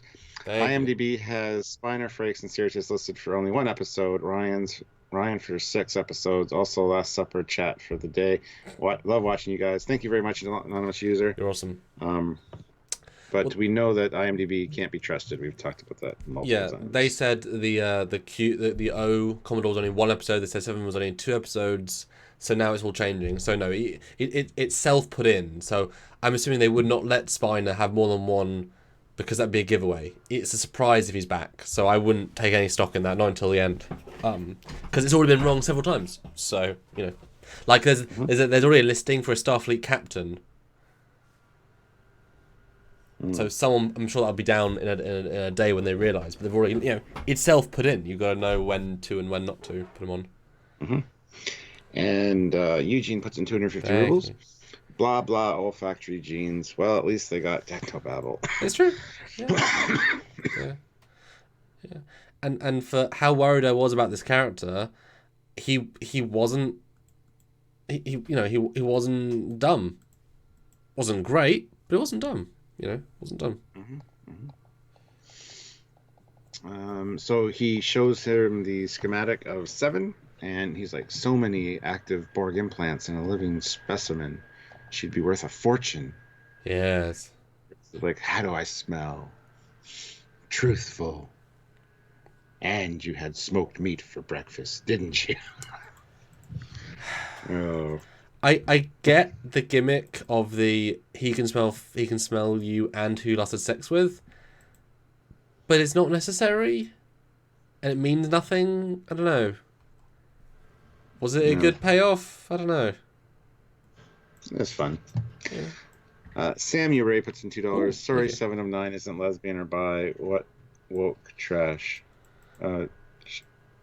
See, I don't know why people said this. My buddy Dan said this too, that he thought that there was a sexual thing going on between her and Bjayzl, which there absolutely wasn't.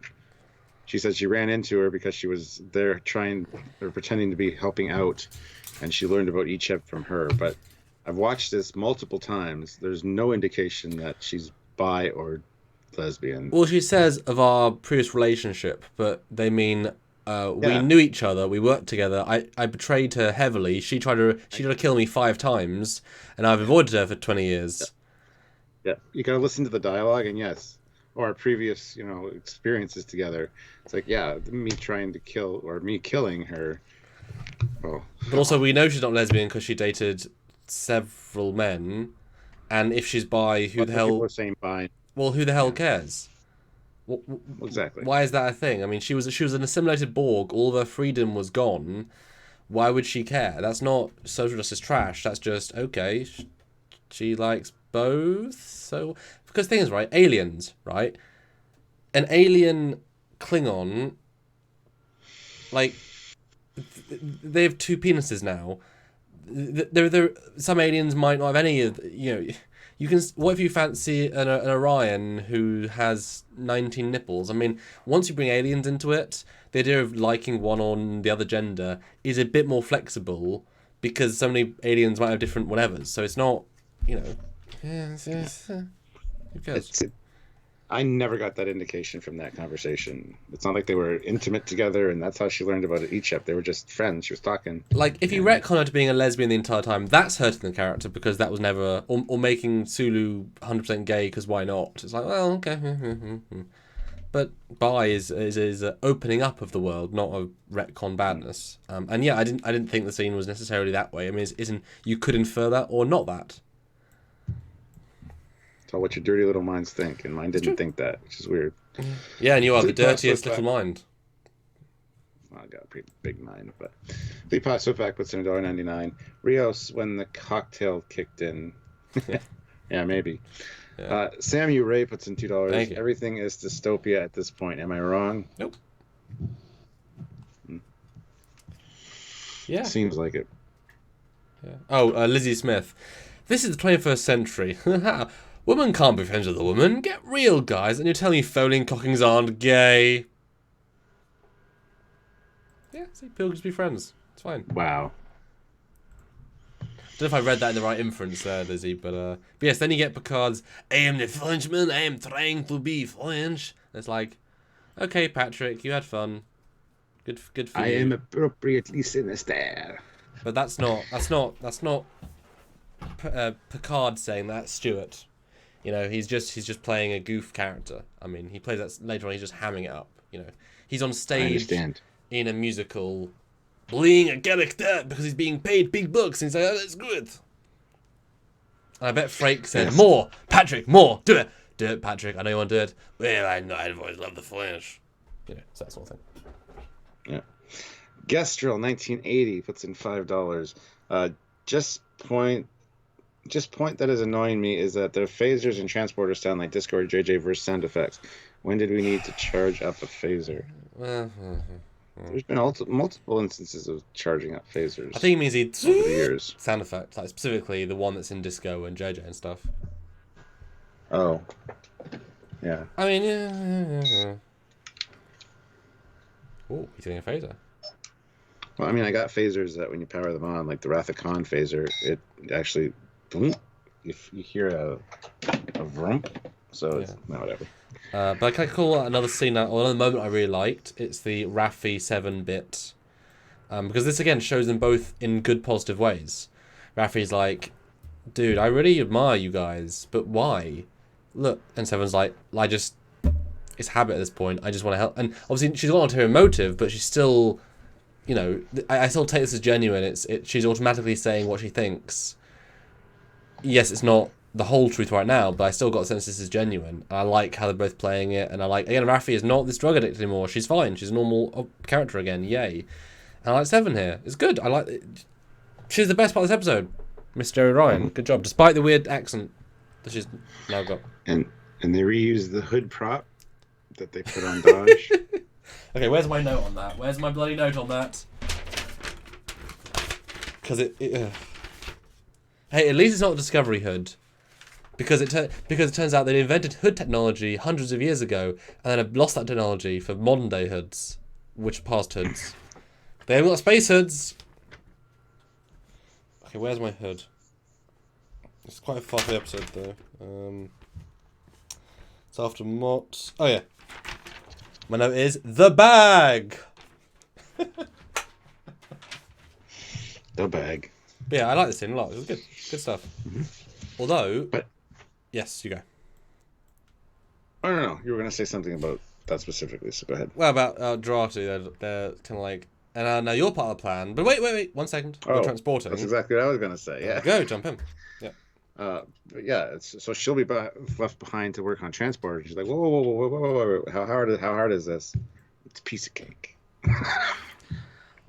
Again, it was fine. But my question to you now, though, we now know at the end that she's a willing double agent. Is her entire spiel of being a bad liar bullshit? Because is this her playing up to everything? Because she seems so genuine here. Is that part of the act?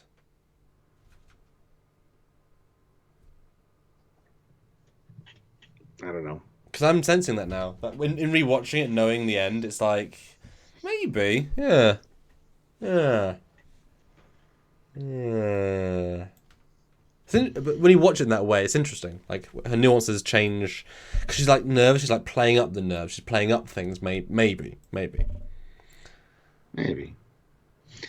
Oh yeah, then Elnor. But Elnor doesn't get to pretend because he doesn't know how, and he finally catches on that you're all lying, you're all pretending. Yeah. You're all pretending to be something else. I can't be anybody but Elnor. And Picard's like, well, just be Elnor. And then a perfect 7 of 9 line that fit her perfectly. Just one that doesn't talk at all. I didn't quite like that bit of it, but I liked the be Elnor. I thought he was great. I was like, oh, you're all pretending, a lie. Oh, I get you now. That was good. And then they all meet. No, they don't. Oh yeah, that is stupid jacket, which means nothing. Whatever. Okay. Then we get she is the scum. She was a Borg from the youth, and when they simulate. Once they get in you cannot be redeemed, no matter what they tell you. I felt kind of uncomfortable watching this because he was, assimilate raped as well. You know, Yeah. So for him to spit at her, basically, TNG Picard wouldn't. I was surprised when he, acted as Locutus for Hugh. It feels a little bit like the fact they can do this. I guess he's over it enough. It's been 40 years, but it's like he's so the scumbag. Even though I still have 13 Borg. Small thing, but Well, yeah, I don't think he has Borg implants though, but I love how they gave her a transport enhancer that's basically a tunnel so they can beam them out, and it would be unrecognizable from other implants in her body when they scanned her. So I thought that was a nice touch that was mentioned as to how that got in there. And somebody asked earlier in the chat before the show even started, what was the thing that Rios put on the transporter console that Seven took? And that's what it was. It was the pattern enhancer. Although that doesn't necessarily quite make sense because she doesn't need it to beam in. It's how you beam out. But then she had to give the signal. She had to then signal the ship that's incoming the new signal. I think she was anticipating that they would raise a dampening field or shields or something that this would cut through it. Yeah. If she kills this person. They didn't help her get back down to the planet. No, it didn't help her get back. So I still don't know how she got back down to the planet. We'll get there when we get there because the last fifth is plot hole central. Actually, it might have helped her get down because Rios asks Mr. Vought for a very tiny transporter window to bring down 7 and the other ones. I assume it closed. Otherwise, it wouldn't be very safe. Yeah, but if this came down with it and went up through the thing, it could have the readings of it still, so they could maybe replicate it to get her back down. I don't know. Yeah. Trying to technobabble the my way up. But we'll get there in a minute. But yeah, good stuff.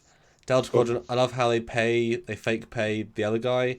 He's like, great, can I get a drink? Oh, you do what you want. It's good. It's a free planet. It's good. Chris Gwillem puts in £5. She killed her lover over some bull the pointy-eared woman showed her.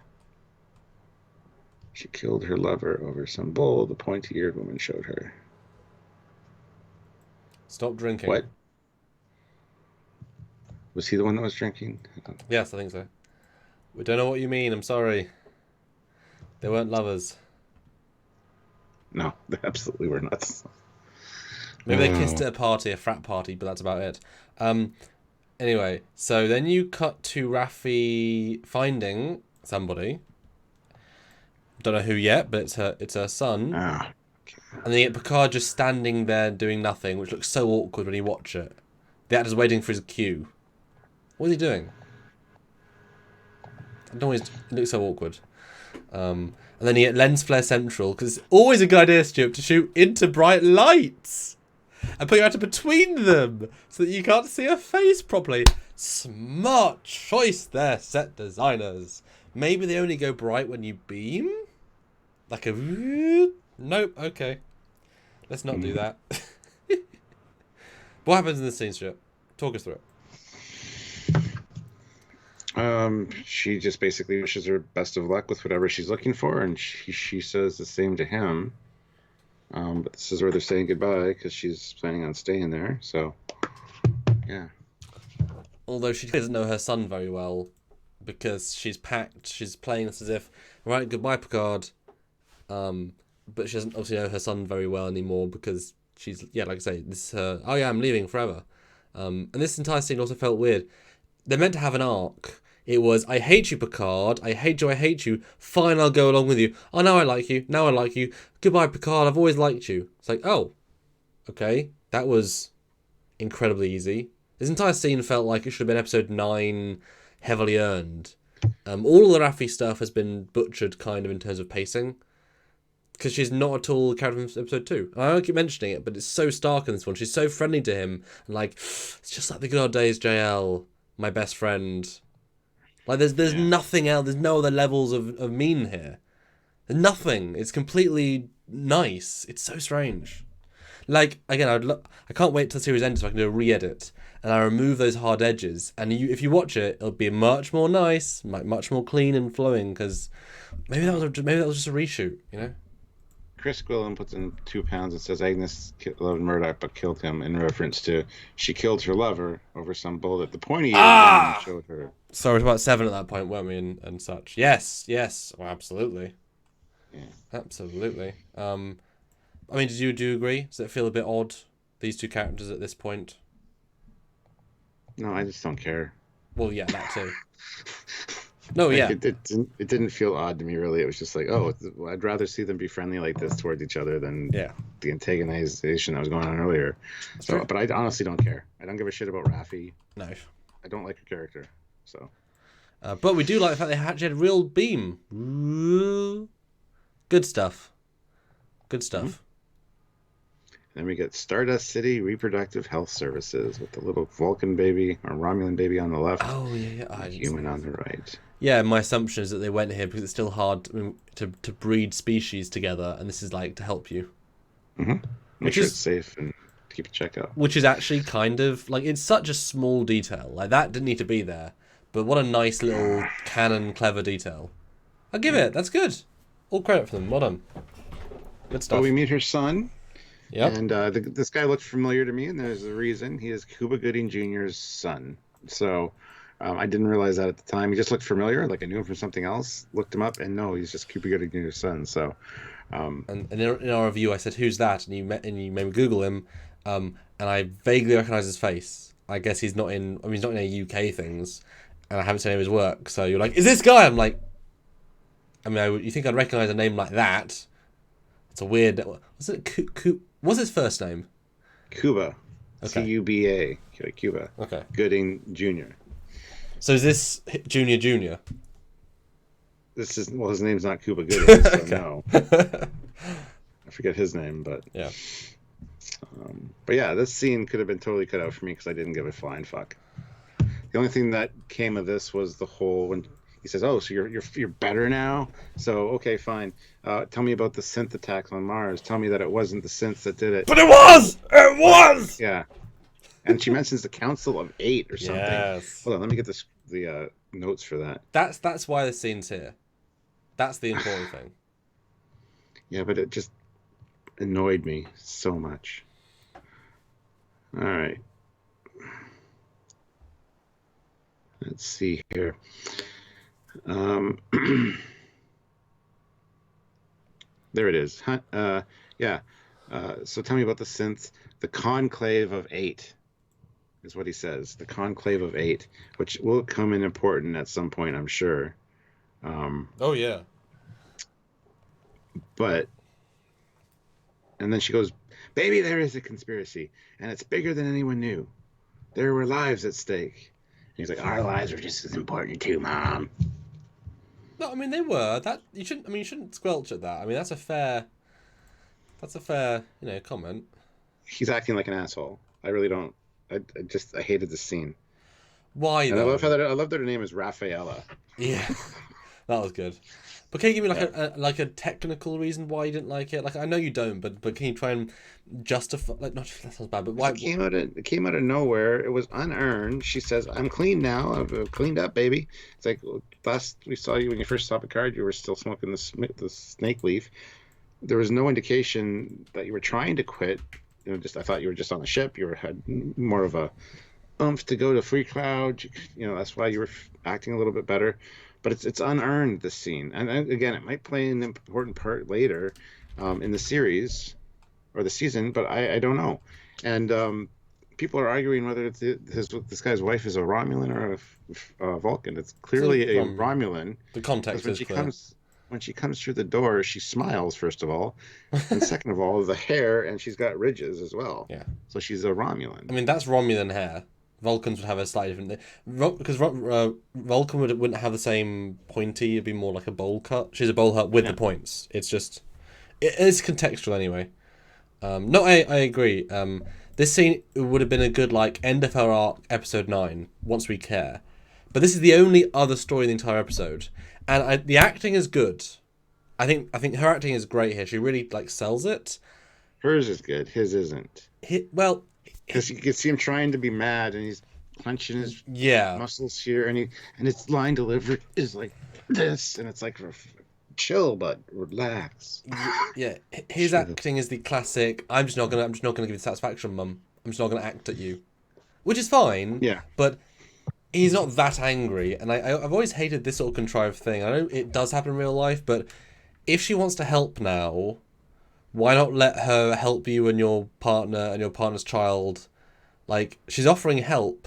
If you turn her away, she might get back into drugs and do bad things. Why not say, "Okay, come back with me to my house"? He doesn't care at this point. She's hurt him so bad that he just wants her out of his life, because every time she said she's going to quit before or whatever, it always goes full circle. She comes back to doing it and hurts him again. So he's just closing himself off from it. The problem is, we don't care, as you said, but the backstory the backstory we have for her is so vague that's the extrapolation. But really, we have no idea how many times they sort of implicitly say that during her time on Starfleet, when she's actively involved in the rescue, and just after, then she goes all obsessive, and that's what pushing her apart.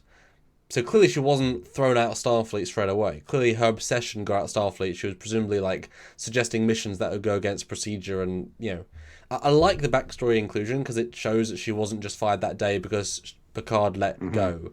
That she became this absolutely obsessive woman who the conspirators got rid of. That's fine. That's good. And the reason she's choosing to live in a hovel is because she ruined her relationship with her husband and her son. I think she's punishing herself. She's choosing to live far away from. 10 minutes from LA or an hour, not really far away. It would have been better if she was just in a random desert, like Sahara Desert, whatever. Like, it's self-imposed. She's trying to punish herself with drugs, with alcohol, without talking to her family, because she ruined that. She's not poor. She's just trying to punish herself because of how she destroyed her family. The funny thing is, too, when they walk off, she does this, and the way she folds her hand, it looks like she's about to do, like, a mind meld. Because there's specific ways. You will forget. You will forget. Maybe she had counseling to, like, or like a Vulcan counselor that helped her with these feelings or whatever. Yeah. And she's trying to, like, because it's if they're not going for the mind meld thing, that was a really bad idea.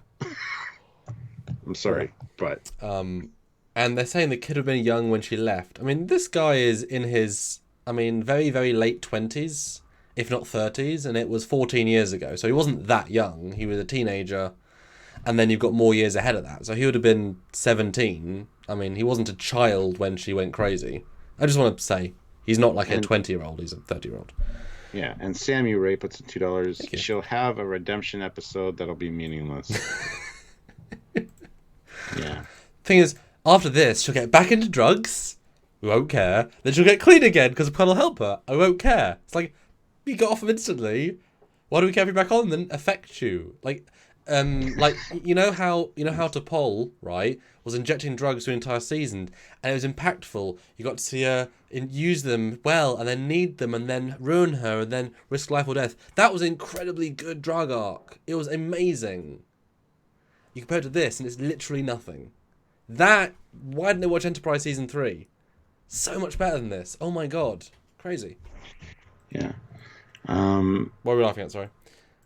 What was I laughing at? Where is it here? Oh, Stephen Alvarez says, I'm just glad she's stopped yelling in every scene. Well, she's going to get worse now. She's going to get more. And guys... Or she's going to be humbled and put in her place. Because of the way, when he knocks on the door, she's like, go away. It wasn't, go away. But then there's even less of an arc. She went off drugs, she got rejected, she went off drugs even more, and then she became a good person. I mean, it's the same thing. It's not a lot to do. It's crazy. But guys, 370 people watching, which is absolutely incredible. Thank you all for joining us. We're having a lot of fun today. Only 272 likes. I want to see 300 likes. Come on. It's 100 differential. 100, I want to say 300. So come on, click that like button. If you're on a phone, you can. If you're on a computer, you can. If you're on an iPad, you can. If you're out an account, you can. Please do, please do. 300, come on. Go. And Justin Hampton puts in $2, which is another great thing you can do. All those 370 of you out there. Good super chat. He says, greetings, just got home to see y'all guys. Oh, hello, Justin. Good to be seen. Yeah. And one more credit to this actress, though. When they walk away, I loved her choice of the side acting, the way her eyes were sort of like bulging, not bulging. Like, really, like, good choice in the acting department. I just wish I connected with the character. Like, if this was an episode 9 powerful arc, this would have been really good. It really wasn't. But the acting's good. It just shows you good acting, no connection, really affects the scene. Next scene, Maddox, he's alive. I was legit surprised. I even thought he was dead up to this point, to be honest. I thought it was all a ruse to get money, to be honest. But you don't screw with the Tal Shiar, so no, you don't. But so he pulls off the hood and says, "You'll never see another like her." And then Mr. Vought goes through the eyes, the whatever, the chest, the spine, the kidneys, the hips, various bones, and it's like head and shoulders, knees and toes, knees and toes, knees and toes, head and shoulders, knees and toes. They are Borgie. That was good. We need a super chat for that. That was worth $1. Super chat. That was good. That's all I thought when he listed them off, though. Chest. Her chest are Borg. Chesticles. Spine, kidneys, and hips. So her chest and her hips are still Borg. But we get... Okay, well, did you expect this twist that she knew her? Like, knew who she was? It's not a twist, but it's the scene shifts. Did you expect the... I didn't know what it just flowed naturally. I didn't expect nor not expect it. Because I like this shift. I like Picard's face, like just, oh god damn it. Yeah. This didn't go well. What are you doing, Seven? I like this I like this sun shift. It kind of worked for me. It's a very, very long scene. It's a very, very long scene. Exposition filled, but I like the twist. I like it. It was good. Yeah. And then she does look like Deanna Troi, though. My God. She looks like a young Deanna Troi. And also the woman from Legends of Tomorrow. Very similar to that. I actually thought it was the same actress until I had to go back and check. I recognize the actress. She was in, I think it's NCIS New Orleans with Scott Bakula, Okay. which me and Sylvia will watch. She was in that, so. So she's hanging out with Captain Archer on her on days. This is her off days. Good stuff. Anyway. Good stuff. But then, yeah, they're going back and forth, and Picard gets a very realization that they know each other. Yeah. That this got complicated.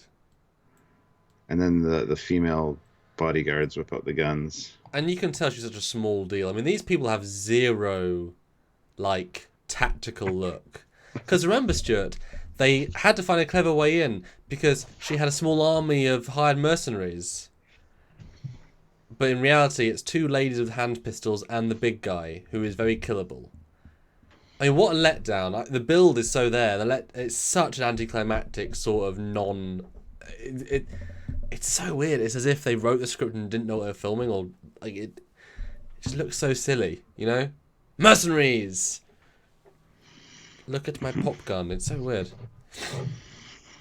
But then we get the Girardi back on the ship, and she's pacing. She's like, I can do this, I can do this, I can do this. Well, there's no one to impress at this point, so I don't think it's acting. But then the EMH pops in and says, what's the nature of your psychiatric emergency? It's good. Your respiration is up, whatever. Yep. Your pulse and blood pressure are significantly elevated. And she's like, nothing. And then she almost has a full-blown panic attack. And then she gets a message from Rios, and that snaps her out of it. And it's like, who are you talking to? Well, you. No one. And then she dismisses the EMH because the EMH was about to say that she's having issues because he wants to give her a sedative. But great scene, I guess. This works so much better for me on second viewing, a lot better, because she is not anxious about the transporter, clearly in second viewing. She is freaking the hell out because she knows. It's like I've been in situations where I've do something really I don't want to do, and I just can't stop thinking about it, and it's harder in the lead up than it is doing it. She is thinking, I'm gonna kill him. I have to kill him. I hate this. And she's just alone thinking about it. It's going over through in her brain again and again. And that's why she's having a panic attack. I love it. It's so much better on second because I didn't buy it the first time round. I never got that sense. Watch it again, thinking that because she wouldn't be that nervous for transporter pad. It's just not that much. But watch it with that context. It's so ooh, because she's so much. I really like this scene for that. I'm not sure if I buy she's worried about killing him. She's worried about seeing him again, or what state he'll be in, whether she'll have to kill him. Maybe.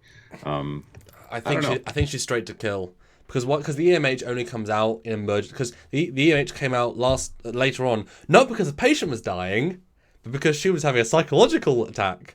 Oh, that pissed me off so much. We'll get there. Me too. So that's both times because she's thinking the same thing. That's why I think that's connected as well. No, I really like this scene because of that. If that's the inference, I think it adds a lot, actually. It makes a lot of sense. I never really considered that, but I think you might be right. Yeah. But anyway, yeah, and I love how cool and calm and collected the captain is. It's good. Mm-hmm. And things are going sideways down here. Then we get the conversation. Now, this is interesting. Yes. This is where people think that they had an affair relationship. So what Seven says is, when the rescue ended, some of us tried to help maintain order on the worlds the Federation left behind. Yep. We were based on Fenris. One of us was a young science officer on leave. He was out doing recon near Demantia. When his ship received a distress call, it turned out to be an ambush. He was the closest thing I've ever had to kin. Like me, Ichep was a former Borg, rescued and reclaimed by Voyager in the Delta Quadrant.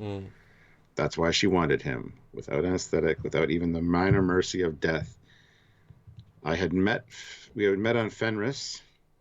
She was posing as one of us, as someone trying to help. She knew about Egypt from me, and then it becomes clear it's revenge. I didn't write down the part about her when she says, "Oh, you weren't aware of our relationship." I think that's actually later. Yeah, it's after she grabs her by the throat, so it is coming up. I do have the notes for it. Yeah, no, But yeah, there's a lot of good stuff. yeah, and this is where Rios is like, if you do this, if you kill her, you're going to put a bounty on all of us. He says, I personally don't care, but the old man and the kid, they don't stand a chance out here with a price on their heads. And I love how Rios is like, just look at the math of it. Is all I'm saying. You found her once, and for 13 years, I'm sure you'll do it again. Oh. So now we get into plot hole after plot hole after plot hole. Yes. From now on, we get lots and lots and lots of lack of thought. So she gets her neck almost to break it. No one tries to stop him. No one does anything. I know it's like, put down your guns, but like it's so ineffective. I know the guy sort of tries his gun technique, but it's so minimal that basically isn't bothering. And she lets her do all the exposition. It just feels very filmic rather than real, which is fine, whatever. We shouldn't mention Icheb. Like she mentions like, and a young science officer. She should have said his name was Icheb. From like the way she formatted that sentence was weirdly structured. It was like a reveal, even though it wasn't a reveal. Whatever. It was for the new viewers that have never watched Voyager. Exactly. You wouldn't speak like that, which is fine. No. And the fact she was on a Federation starship is interesting. Like, were they helping the Rangers, or did the Rangers have USS ships? Because he was in uniform, then why wasn't she in uniform? If she was a Ranger, he was a Ranger. Wouldn't you like to be a Ranger too? Do you know what I mean? Like, why was he in uniform and she wasn't then? No idea. Yeah. I just know he was serving aboard the USS Coleman. But it was also a Ranger.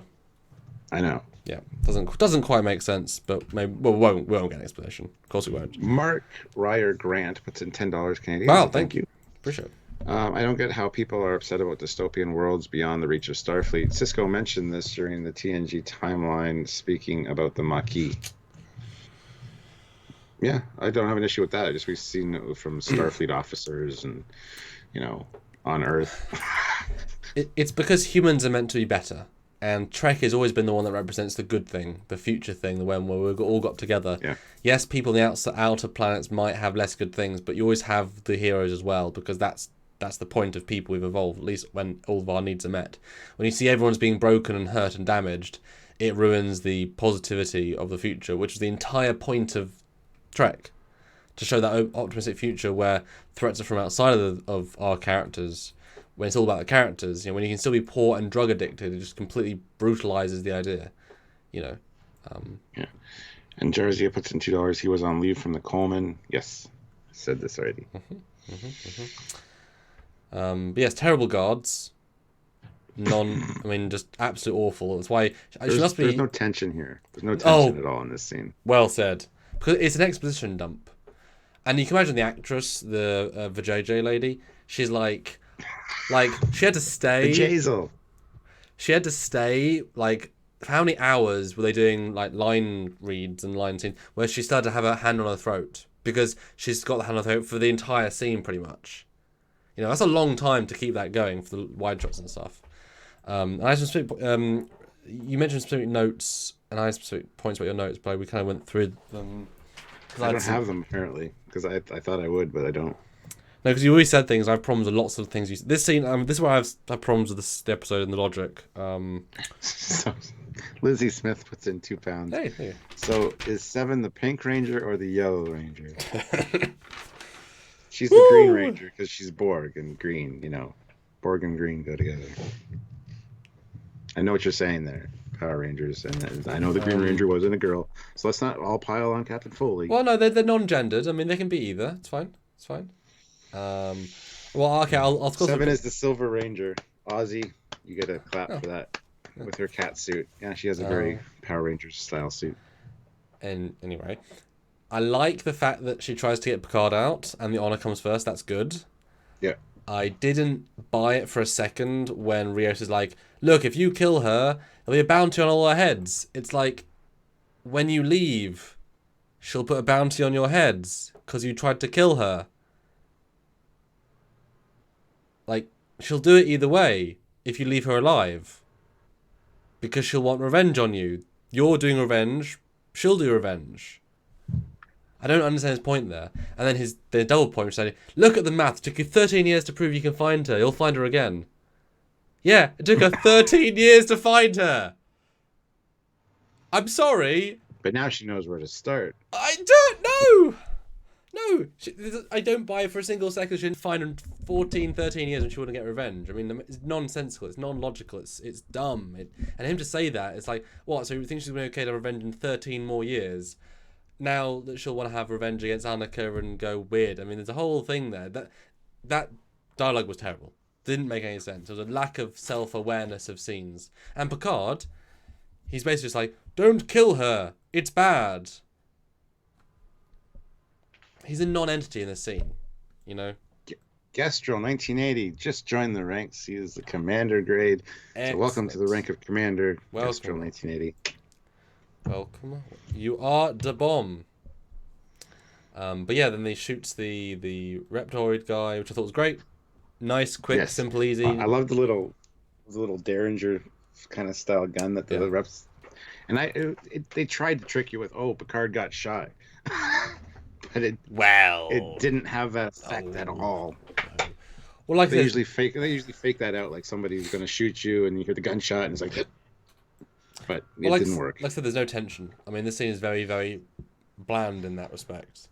But the danger was cool, and he said, "Oh, I understand revenge," and you know, I mean, it's interesting. I like it as a scene for what it's worth, and there was other things you said that I can't remember. I probably should have jumped in on. Like I say, now I have problems with some of the plot hole stuff. Well, she knew each up for me. She was posing as one of us. Met her on Fenris. I don't mind that because that's logical. Maybe he was her first Borg implant. Like I get the sense she was like a low end smuggler, joined the Fenris to get intel. She learns about Icheb. She's like, oh well, he's going to be on this planet. If I nick him, I can give him to the Romulans because remember they're Romulans harvesting him, or look like a Romulan to me. I guess I'm just associating that because of the earlier. It might not have been Romulans, but I thought it was Romulans because of the earlier. But I guess no, it wouldn't be, would it? So, you know, maybe he was her first Borg, or at least first couple of Borg. Don't know. What else did you write down? There's something else it's bugging me. Because it was on your notes, or there's something you said that got me going. All right, hold on. That's Sorry, but there's one more that I think you said. When the rescue ended, some of us stayed to maintain order, and the world of the Federation left behind. Well, neutral zone. No more neutral zone. Oh, no more neutral zone? That's yep, important. That was mentioned. Which I liked. Because I said that last week. I said it's probably not neutral zone. I called that out. Yep. Doesn't make sense anymore. One of us was a young science officer on leave from the USS Coleman. He was out doing recon near Demacia. When his ship received a distress call, it turned out to be an ambush. It was the closest thing I've had to kin. Like me, Icheb was a former Borg reclaimed by Voyager in the Delta Quadrant. That's why she wanted him. I mean, all good references. All good references. Yeah. Well said. Then without anesthetic, without even the minor mercy of death. Yeah. I meant more your notes because you said other things, but I guess that's just what you said at the moment. It's fine. And Daniel Hall joined the ranks as well. He's now a captain. Oh. Daniel Hall. You remember Dan Hall? I think so. From Ticonderoga? Yes. Yes. Oh, nice man. Yeah. Captain. Welcome, Dan. You outranked me, sir. Well done. Captain. Didn't take very long at all. But anyway, so yeah, they beam back. Works flawlessly. And yeah, cool. That's it, Stuart, isn't it? That's going to be the end of the. There's no more murder, right? We've had our intro murder. No. Yep. Yeah. Because she chose peace, didn't she? She chose to not lose her, as Picard says. Don't sacrifice humanity you spent so much time doing. But it's fine. Yes. So anyway, Rios puts the transport whatever enhancer on the transporter pad. or the console. Seven immediately scoops it and throws it in her pocket. I don't know if anybody sees that, but No. it certainly looks like Picard is aware that it happened anyway. And then she's like, "Hey, you call me a vigilante, whatever. If you need a vigilante, give me a call. Here's my business card." And she knows what she's going to do. So that says, like, look. I think he might have an indication. He knows what he's. I mean, look at his face. Look at the still I have.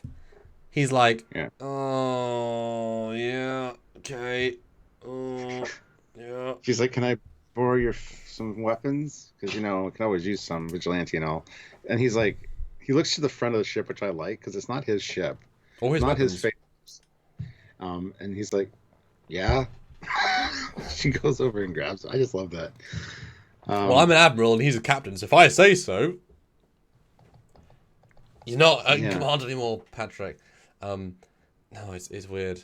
I mean, she hands him a little thing. If you ever need a vigilante, give me a call. But she knows that she's going to go down murder from, right?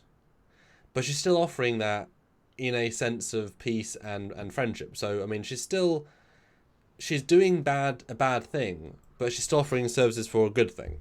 So she's not lost as a character. She just has her own wanton justice. Yeah. Does that make sense? Yeah. But I mean, Picard's a smart man. He's not just a guy. He was an admiral for years. He was a captain for years. He was a commander for years, lieutenant for years. Like, he knows exactly that if she's beaming down, because I can imagine, right? There's a deleted scene where we see him step over to the pad, the transport, the controls, and it's like, return coordinates. Damn it, Seven. Like that. That's all you need. He absolutely knew that she went down and did something. But it's funny. You couldn't get more obvious with the rifles if she hadn't said, Picard, do you need that rocket launcher? No? Good. Or minigun. Do you need that minigun? No? Good. Right, beam me down. Blatant. Yeah. But then you get the best scene of the episode. Yep. Best scene of Picard so far, I think. I think so too. When they got you back from the Borg, did you ever gain your humanity? Yes. All of it? No. But we're working on it, aren't we? Every damn day. Yeah. I mean, I can imagine the reads for this on the day would either be like so instinctual to the actors, or like so many takes to get the perfect one, because they are pitch perfect, and they're so underdone, and it's so nice, and it's so good, and this is the Trek we want to see, meaningful legacy characters we care about doing interesting things. This was a meaningful moment, and his weird eye patch aside doesn't take away from his acting. This is real Jean-Luc Picard doing something. He's not been in this episode much, Mr. Jean-Luc Picard, but and it makes you wish that Jerry had been in other things with Patrick. He should have been Nemesis. I know she would have been a Nemesis if there's a whole thing with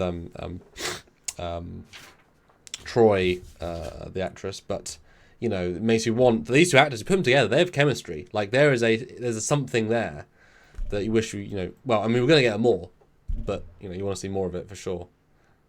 Gastro 1980 said, "Anyone notice the Voyager theme here?" Oh yes. I didn't. You didn't? I didn't, and then I was told about it, and I listened for it the last time I watched it, and I just barely caught it. Oh, okay. God, 5 times you didn't miss. No, it's lovely. It's lovely. I don't pick up on musical cues usually, I guess, because it just doesn't. It was great. Yeah, but then she beams down and says hi, and takes out the 2, and then everybody beams out, except for Bajazel. Bajazel. Bajazel. I hate this one moment.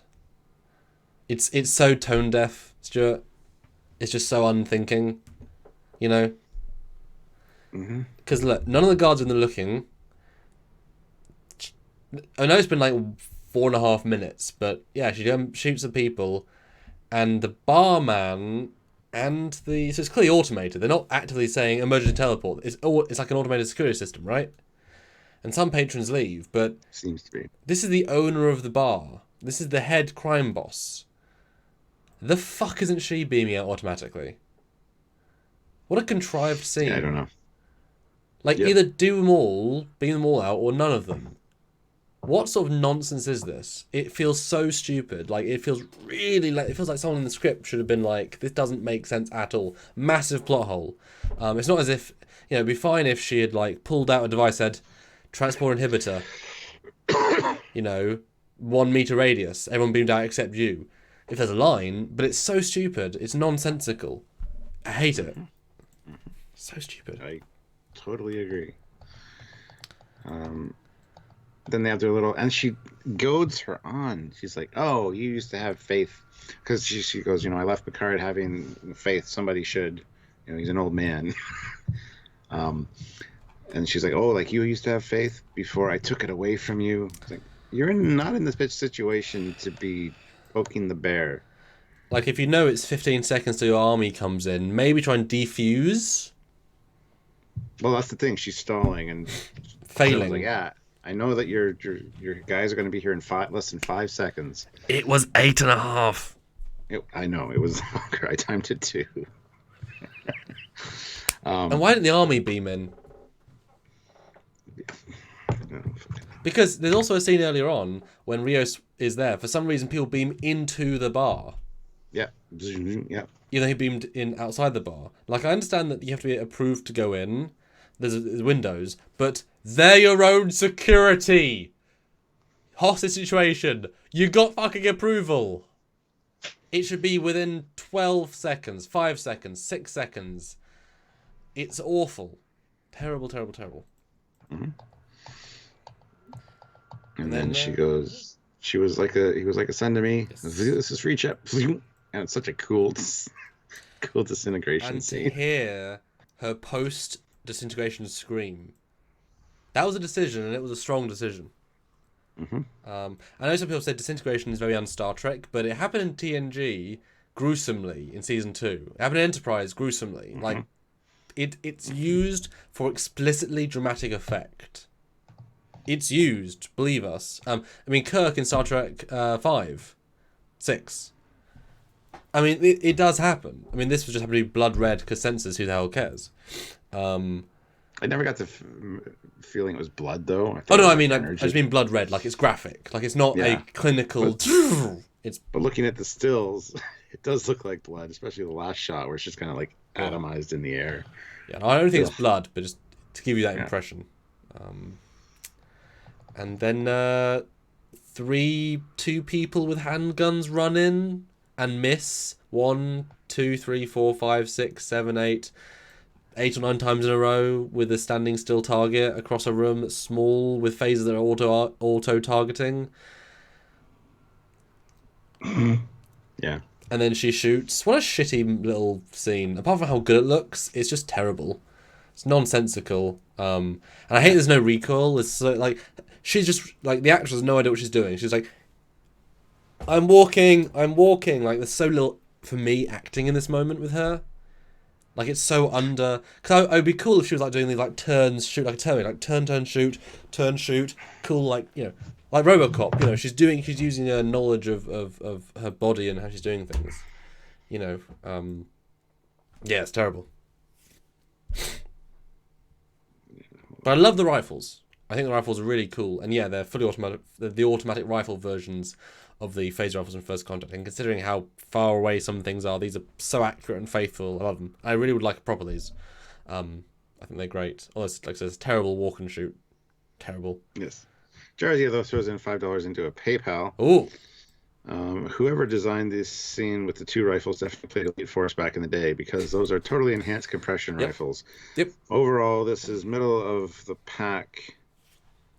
For me, 6 out of 10. I loathed some parts, but I also had some brilliant bits. If anything else, it at least moved some things forward and gave the show some momentum. Next week's episode looks like the show has finally stopped screwing around. Stop screwing around. Yeah, that's funny. Yeah. Mm-hmm. Yeah. So now we have Maddox. It took 5 episodes. The point of the story, they've now got Maddox, Stuart. Huzzah!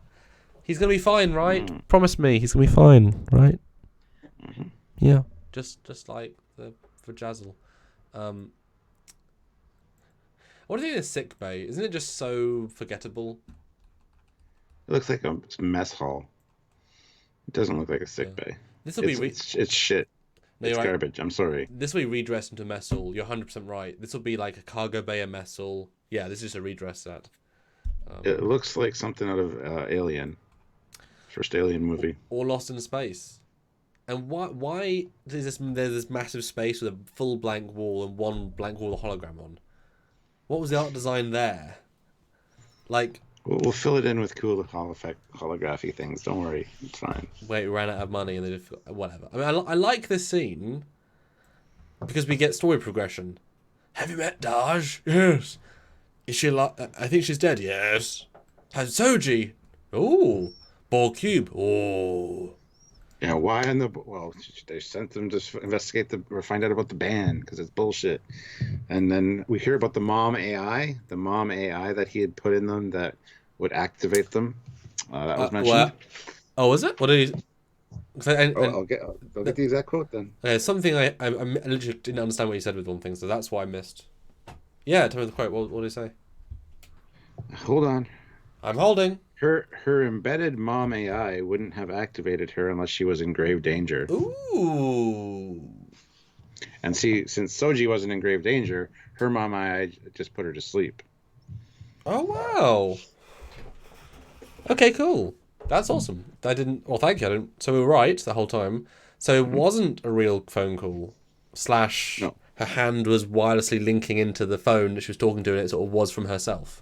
Maybe, yeah. Okay. Well, thank you. That's cool. I like that. And then he says they're investigating the ban. There are lies upon lies. They're hiding something. Who? I don't know. The ones that are hunting her, the Romulans, but not just them. I think also the Federation are involved, says Maddox. So. And do you want to read Rab Adler's? Because he's calling out in a nice way. Which Rab one? Adler. Just because, we look at the normal chat. Each ship may have wanted to die so no one could get the weapon.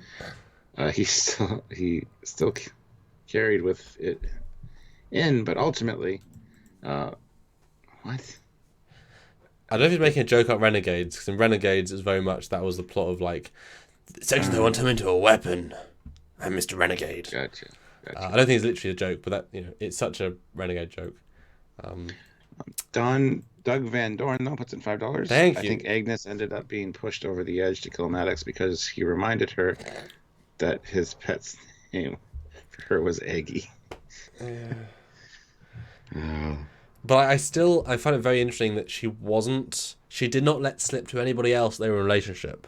She knew she was going to have to kill him, and she didn't want to make it more complicated to the crew. She couldn't let herself be that way, and I thought that was an interesting, again, I like once you know what's happening, there's the thing, you can see her brain whirring. Well, she doesn't kill him yet.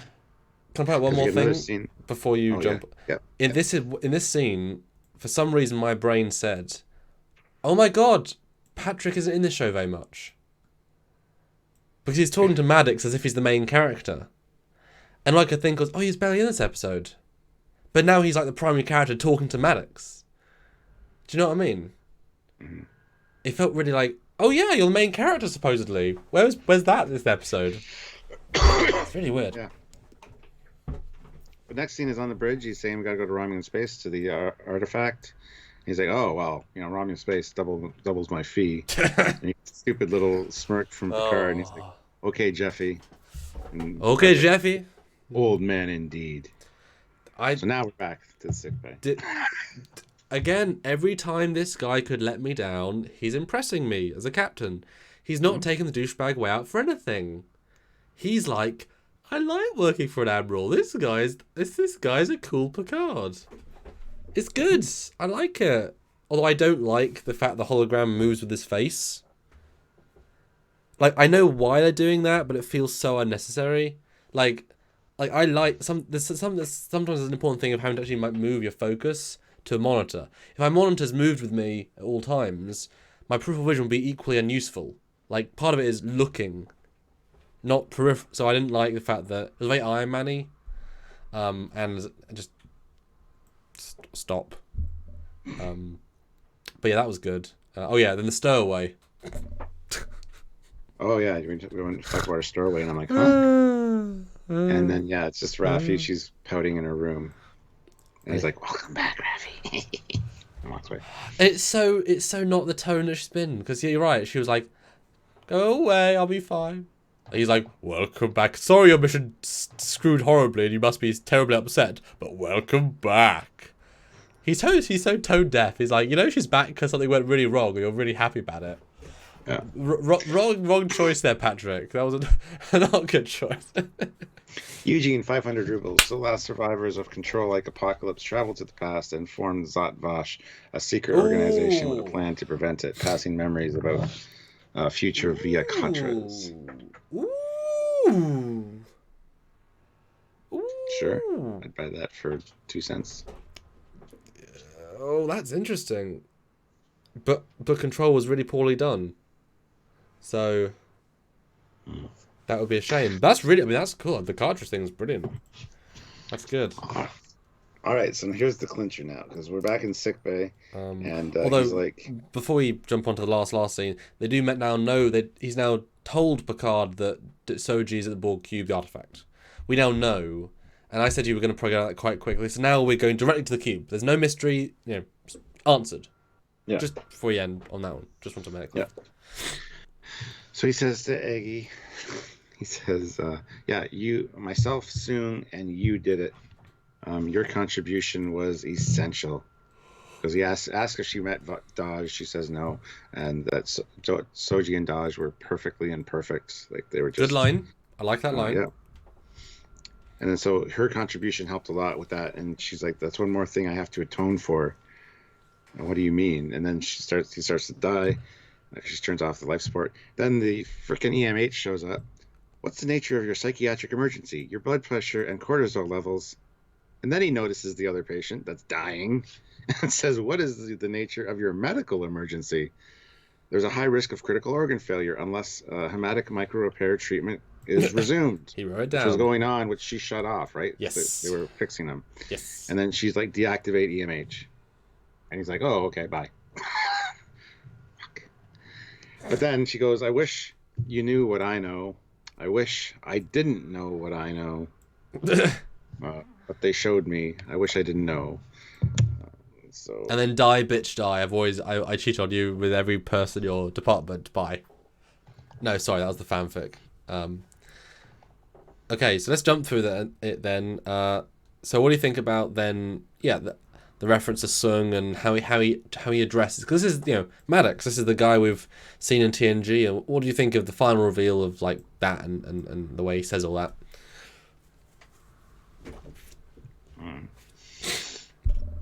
He's proud of his work. He finally did what I guess set out to accomplish. You know what I'm going for. Yeah, I thought it was quite nice actually. Kind of like Agnes didn't elaborate how important she was in the original episode. Mm-hmm. She was implying that she was like the research assistant to Maddox. Here, he's saying, I used Soong's basic research, I helped do a thing, and you were my muse that helped me finish it, and we all got together. Like, it's more, she's more intertwined with it. Well, that's why there's evidence that could support that she's actually one of the first organic synths. Like, she's actually a synth herself. That's true. And like I said earlier, the lore version, not as perfect as Soji and Dodge. Right. Oh, yeah. Okay. Or not as imperfectly perfect as Soji and Dodge. But maybe that's why she's evil and kills him, because she's just like lore.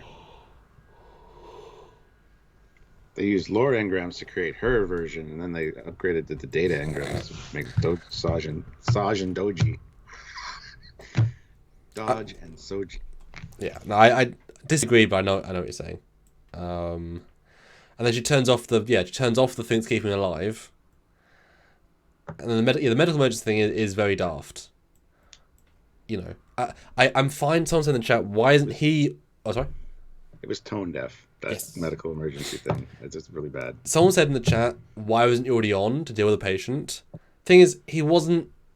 He's an emergency hologram. They already had him in sickbay and were dealing with him. Like, he was being repaired. Yeah. There wasn't an emergency because they already dealt with it as the emergency factor. He turned on well as an emergency that weren't being dealt with. But it's interesting though that he latches onto her, but to not latch onto a dying person is absurd. Yeah. It's complete. Who wrote that? Like, and Frakes. Yeah. Well, how do you let that be directed? Well, It's very odd. Sirstis says, just missed the twitch. There was a twitch on Agnes's face, which is very reminiscent of Lore's twitch in Okay. Yeah.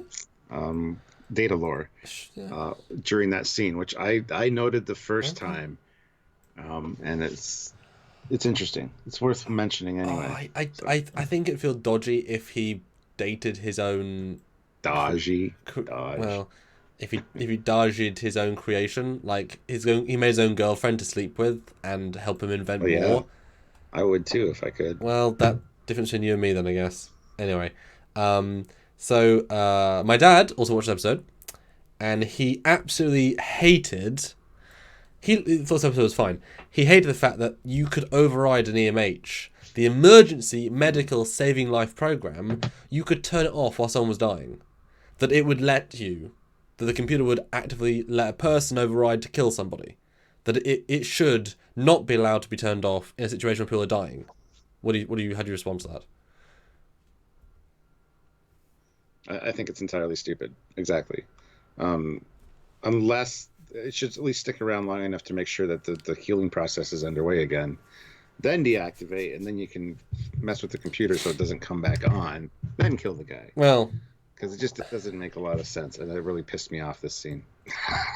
yeah, I don't have too much of a fuss that she was able to turn him off, because otherwise you can't let the computer be that self-aware active. That would be a lot of power, and I can imagine that the Rios has, like, you know, he doesn't want them to have their own control over being on and off, so he's like, any person can, like, there's a flat out man's word equals override. I can imagine he would put that in, but yeah, it does seem weird that, can you imagine if a Kazon and Voyager walked in and the doctor's treating somebody and he just says, deactivate EMH, and he flatlines. It's like, oh, I mean, wow, okay, I guess the program sucked a lot. But yeah, and I don't like the dialogue where she says, I wish you could know, I wish I didn't know. Well, see, if you wish he knew, tell him, then kill him. You don't wish he knows, because you don't want to know. That line felt very illogical. Do you know what I mean? I know she's grief-stricken, but the line, she should have said, I wish I didn't know, didn't make a lot of sense. It was a dumb line. Although I like the fact there's now these deeper levels, the fact that this is such a thing, and that she's complicit, that whatever this is so big that she has to kill her man, boyfriend, husband, partner, and there's so little hesitation to the point of none. You know, what information goes that far? And I really wish that in the first episode, when they mentioned the Jatvash and whatever her name said, it's a secret so dark that it'll break a person's mind. They hate androids. It's like, well, that's not a deep, dark secret at all that break anyone's mind. So I wish they hadn't have said they think they know what the secret is, because clearly there is a secret, and clearly it does break people's minds. They just got it wrong in episode 1, but it set wrong expectations. But the fact that she kills him says so much. Well, I don't know how he's ill to suddenly have all of your veins pop into brown. I'm not sure what that's meant to be, but No idea. whatever. She didn't poison him. Steven Alvarez puts in $5 Australian. Hey! So Rios turns out to be the EMH when he got a scratch on his shoulder, but not when a guy's dying. So he turns on the EMH. Well, I assume they got him in here, started treating him as per, I don't know. Well, first of all, he was the only one on the ship, so there was no medical crew to help. He was the only, he needed somebody to help him. Whereas in this situation, you had 7, well, no, she was left. You had Picard, you had Agnes, you had people treating him already. There was no need for the emergency hologram, you had medical, like, I'm sure Rios helped treat him. Or the image could have been the first one that was turned on. He's the one that stabilised him, and then turned off when he was stabilised. When they said, thank you, EMH, you've done enough. I mean, I don't see it as any problem. You can look at it in many ways, it's fine. Fleetpod Swiftback puts in $2. How will Picard react at Agnes killing Maddox? Poorly. Well, he's not going to know. She's maybe disabled the security, because that's the first question that's going to be asked is, why did he die when he was on his way to being fixed? Well, no, he was barely stable. They made a point of saying barely stable, which means you could argue, I just didn't pull through. That was specific. Yeah, but there would be, computer records of his getting better. hemorrhage, whatever, like repair, and then all of a sudden, No, yeah. Anyway. Yeah. Telma ML Hello. puts in $5. Watching Picard, I got many different vibes from other movies and series. Sad I might cancel my CBS and save my hard-earned strips of Latin.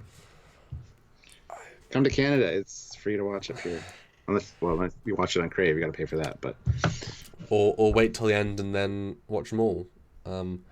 If you can avoid spoilers somehow. But back to positive. This moment, Agnes is absolutely losing it, and within a second and a half, she's fine. That swap is so quick. I love it because it's her thinking in her brain. That was the worst thing I had to do, but I had to do it. I'm okay now. This is the right thing. I love that mental swap. It's really nice. I like it.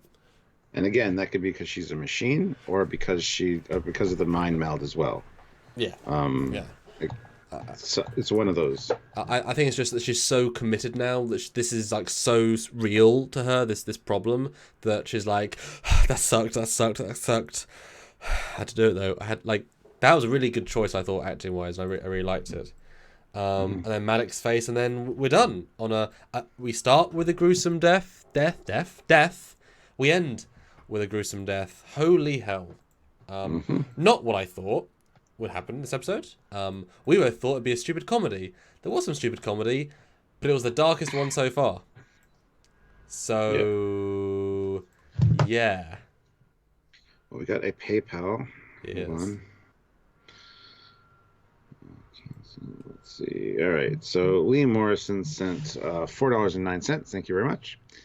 Minkin 2. People are saying now how much Bjayzl looks like Troy, but looking at her makeup, hair, and costume, could Bjayzl actually be a Betazoid?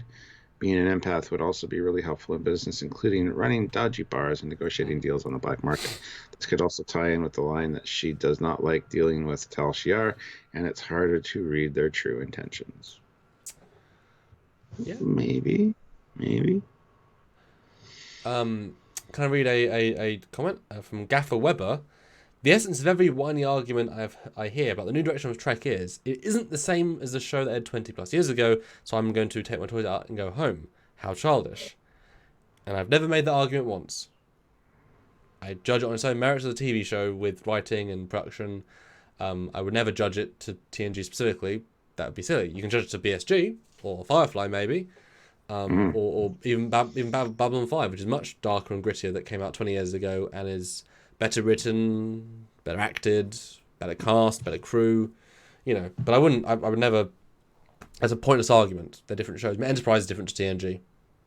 Yeah. DS9 is. I mean, it's such a non-argument. I wouldn't make the argument. We got a PayPal from Jarzia. Again? Not Jarzia, Eugene. Not again. 3733. Thank you very much.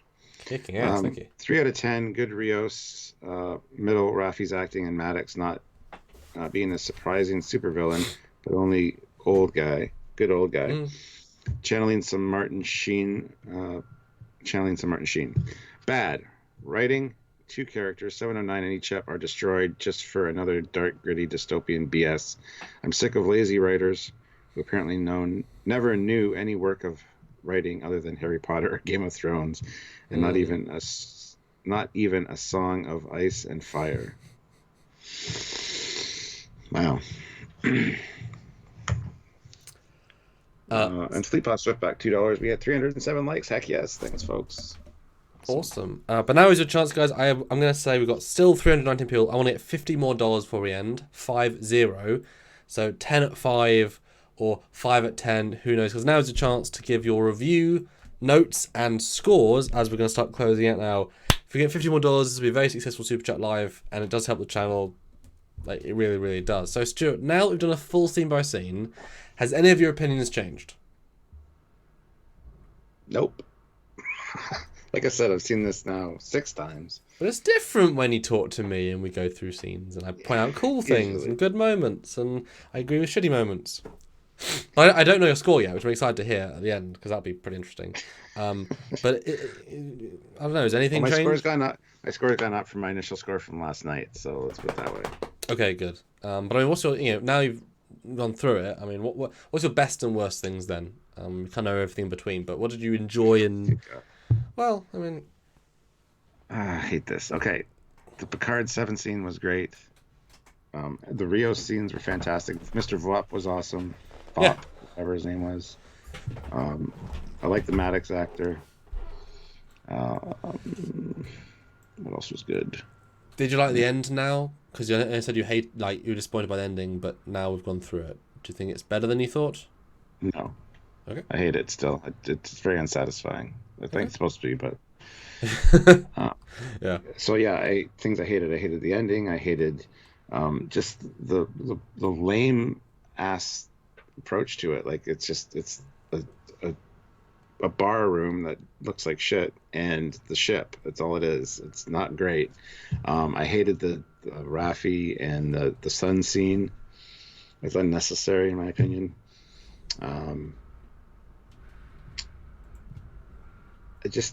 The whole premise of the Egypt thing, taking him out that way and her having to kill him because he couldn't be healed for some reason was stupid. There was a lot of just stupid stuff I just didn't enjoy in this one. Well, it's not an enjoyable episode. I mean, you know what I mean? Although they kind of force in humor to counterbalance the extra dark. Mm-hmm. But the humor's not funny, and the extra dark isn't fun to watch. So, yeah. But I mean, enjoyment in terms of, like, it's fun to watch. I mean, I enjoy it more. Anyway, shall I give my thoughts then, and we'll start doing super chat reviews, and then we'll do other reviews? Scores? Sure. No, I mean, I think having first time watched it, I liked it. Second time I liked it even more. The most plot of any of the Picard episodes. This was a real episode of television with a real plot, real story. The characters all have personalities. Varying degrees of success. The lack of Borg thing I thought was a benefit. It got more focused. The comedy didn't really work, but at least I got what they were trying to go for. The sets were horrendous. Again, where's the money going? Not on sets or costumes or makeup, except the main guy. But I mean, come on, one good alien. I'm sorry that you're not going to get massive credit for what Babylon 5 did 25 years ago. You know what I mean? You shouldn't get credit for something you should anyway be doing. Any house can do that. Again, where's the money going? I'm not seeing it on the screen. It's fine. The acting was better this week, though. Although Patrick, the French thing, was very un-Picard. But the scenes where he was generally being Patrick Stewart Picard with 7 of 9 was excellent. I hate what they're doing with 7 of 9, but also I like the fact that we're getting her. This is not where I would go, but I'd said to you years ago, at least it's a prequel, we can ignore it, the things they would do wrong, because who cares? Enterprise, D7. No, it's not a D7. That's actually an error. You remove it. The engine room in the short from the TOS Connie, that's just an error. You just remove it. It's a deliberate error. Whatever. Whereas the future, now that's the canon. 7 will always be a destroyed, sad character who revenge kills because she wants to. They've now ruined her arc from Voyager. You can no longer watch Voyager properly because you know that she'll end up being a murderer and thinks nothing of it. You can no longer watch TNG without realizing that Picard becomes a sad old man in a house alone. They've hurt these characters without ever any. That's why you have your heroes be heroes. And you can see him do bad things like in the TNG movies, but you see him be heroes by the end who might get there, but and they've obviously hurt the Egypt character by murdering him. You can't go much more than murdering him on a table, and it should have been definitely that was their biggest mistake. Should have been an entire full scene with a real actor, give us some good context, and have the reveal death later on for sure.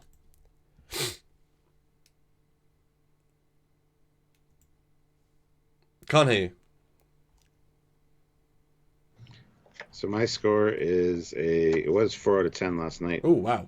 I'll bump it up to 5. Wow. Yeah, it's not a good episode. It's my second least favorite episode. Which was my least favorite episode was number 2. Oh, yeah. Well, there you go. The 2 I like, 2 you don't like. For me, this is an 8.5 out of 10. Wow. I mean, I don't know if I've given one. I think maybe the first one's like 8.5. It's better than the first one for me, so by definition, I have to get better than that. Well, because the first one was just sad Picard. I don't want to watch Patrick Stewart be. We got Data, we got the Enterprise D, we got so much cool stuff. But we got 7 of 9 here, Star Trek. actually alive. Yeah, no. I mean, yes, Brent. There's a few better things in that one, but I don't. Seeing Picard be sad for an hour is not good TV. It's sad TV. At least he was sort of proactive here a little bit. Now, this was for me easily the best one. And it was real television. It wasn't set up. Yeah, but it was real television, but it was real not good television. It was real like Last week, CSI. It wasn't Star Trek television. No, well, it wasn't Star Trek, but these aren't Star Trek, Stuart. We know they're not Star Trek. We know they're not going for a Star Trek revive. They're going at least every episode has something Star Trek in it. This one didn't. No, it has 7. It has 7 as Echeb. It has Quark. It has all the references. It has a mentioned. It's got references, but it's nothing that feels Star Trek. 7 of 9. No, she doesn't. She doesn't feel like 7 of 9. No, but she feels like she's still Star Trek. Like it's still Star Trek. Okay. The one thing that did feel more like Star Trek is it actually had a crew this time. It was a legit cast of crew that was more together. That hasn't been a thing yet. It was an ensemble show that actually worked. The other ones haven't been. Give me that at least in terms of Star Trek feel. It wasn't a one-man band. No, it felt like an Ocean's 11 movie, a heist movie. Okay. It did not feel anything Star Trek at all, in my opinion. Still a better bit of TV than other ones. I remember what was episode 3? I don't remember what happened in episode 3. I don't remember what even happened, because episode 3 I know I didn't like episode 3. What happened in episode 3? It was the padding one. That's where it was basically stretched out from 2. That's where they attacked them at the chateau, and I can't remember what else happened. That was the worst one easily. That was terrible. No, I disagree. 2 was. I like 2 a lot. So much good canon stuff. Torres 69 puts in $2, 7 out of 10. Yeah. Matt Deckard, $2. Story aside, it looked cheap. It didn't look expensive. Like Voyager, Enterprise looked more expensive. I mean, do you really say that Enterprise looked cheaper than this? Enterprise looks more money on the screen than this. Like the money's going on screen. It wasn't here.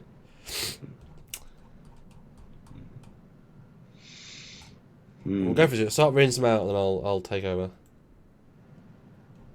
I don't even know where to start. Gabber D, 5 out of 10 for me, better than the previous 4 out of 10, so at least they're heading in the right direction. 6.5 out of 10. I am with Foley. I like the heist, it was quite fun.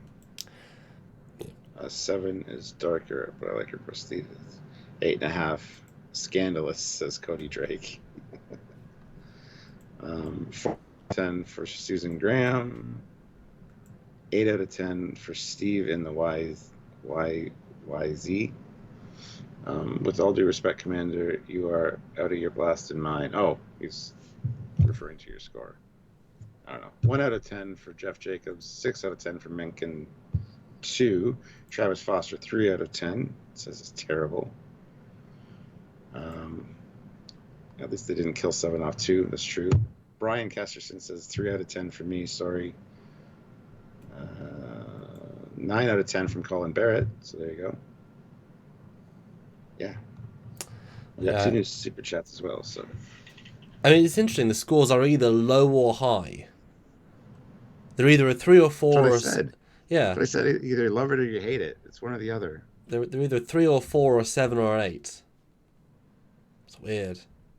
Well, like I said last night, I called it a 4. I said after I said last night maybe it'll go up a little bit. We'll see. And I thought I'd give it the benefit of the doubt and put it up to 5. It is so interesting because this is just like our vibe. Because the one that you liked, I'm just like, I don't like it. Nothing about it. Like, it's really interesting that the core, my core gut here is I liked it. I liked it a lot. And I can't, like, shake that feeling.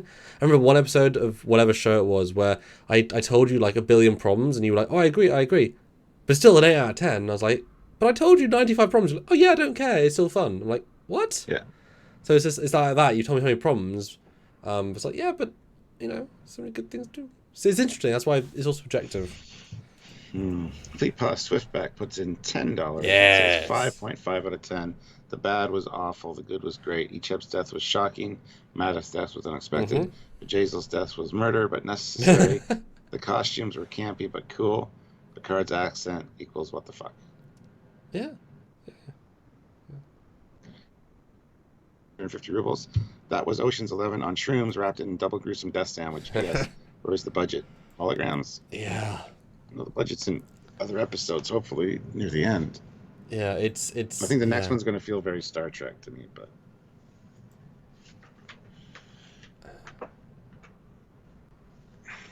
Three out of 10 for the pimp costume. Yeah. Pretty interesting, guys. Pretty interesting. Yeah, well, there you go, guys. 3 hours. This was a hell of an interesting one. Last week, I know we were both quite meh. And, you know, if you guys can't possibly note, you know, that we're being balanced and fair, you know, I think this is definitely balanced and fair. You know, call us shills or fanboys or haters, because that was balanced and fair. Samu Ray puts in $2, 3.5 STD territory. Ted Shinzo puts in $2. As someone said, Voyager Threshold was better, LOL. I'd rather watch Threshold, absolutely. Well, Threshold is good until the end. Literally, it's still at the halfway point, yeah. Yeah, like it's a solid episode of fun science with everyone doing good stuff, and then it devolves quite quickly. Pardon the pun. Yeah. I mean, honestly, and this is kind of sad, this Star Trek Picard makes me want to go back and watch other Star Trek more. Like, this show makes Voyager look better. Do you know what I mean? Yeah, Voyager's never bad, though. I know. I know. But you go back and watch Voyager, and you're like, do you want a nice, positive exploration show where you meet aliens, you have nice CGI, you have good sets, you have good costumes, you have good story arcs? Go to see Voyager! And you like all the characters, and they all have, you know, and the Doctor has some amazing characters, and so does Seven, and so does Janeway. It's going to be so interesting, though, to go back from this show to TNG Season 2. Boy, that's going to be a like a hard turn. From this to that. Jesus, that's going to feel so weird. Although we are getting close to that awful clip show one, so that'll be just as bad as some of this is. I don't mind Shades of Grey. I think it's a pretty good clip show considering what clip shows are. I think they did a good job with it. But anyway, we'll talk about that when we get there. Yeah. Okay, so yeah, guys, final super chat. Final super chat. Who wants to be the winner? Not really. But no, we kept it 300 the entire time. That's pretty amazing, Stuart. We hope you guys enjoy as we, you know, do videos. We've got videos every day. All throughout the week, we're going to have videos coming out on individual topics. We've done our full review today, obviously, in the spoiler review. Go back and look at our... Hey, go back and watch our predictions. See what we got right and wrong. Although not could have predicted Icheb's death, so didn't get that right. But I think that's fair enough.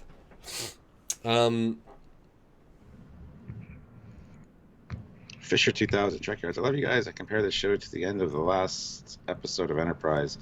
They spend homage to canon perfectly. If they can do it, why can't this show?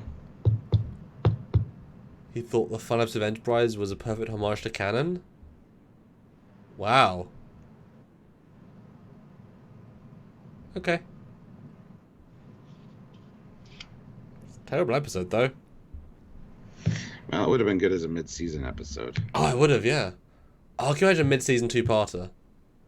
It would have been great. That would have been great. Yeah. Just not a series finale. Oh, that would have been great. If we had 2 episodes with the budget to make more TNG sets. Oh, that would have been great. And could you imagine, like, if it had Riker and Troy actually put, like, have, say, they make the TNG, so to say episode 2, the first episode is them going to Archer's time. In the second episode, they actually have, they put on the holodeck their own quarters, and they bring Archer into the TNG set and say, does anyone just want to talk to Archer? And they say, Archer, I've given you the knowledge of these events, talk to me. And he gets to talk to Archer in the TNG sets in costume. Like, you have the exact opposite. That'd have been cool. That'd be a fan's dream. That'd be brilliant. Alrighty, well. Last super check, come on. 287 people. It's important that win. Oh, and Telma ML just found this channel. Thanks. Welcome. Hello, welcome. Do note that we are mostly a ship review channel. We've done content on hundreds of ships. So do go back and if you like ships, you don't like ships, that's fine. But that's what we do with interviews with the guests, 3D renders, and such. Matt Deckard puts in $2. It's a vanity project for Patrick Stewart. So there you go. Fair enough. Fair enough. So until next time, Thank you, man. guys, have a good one. Bye, guys. Bye, guys.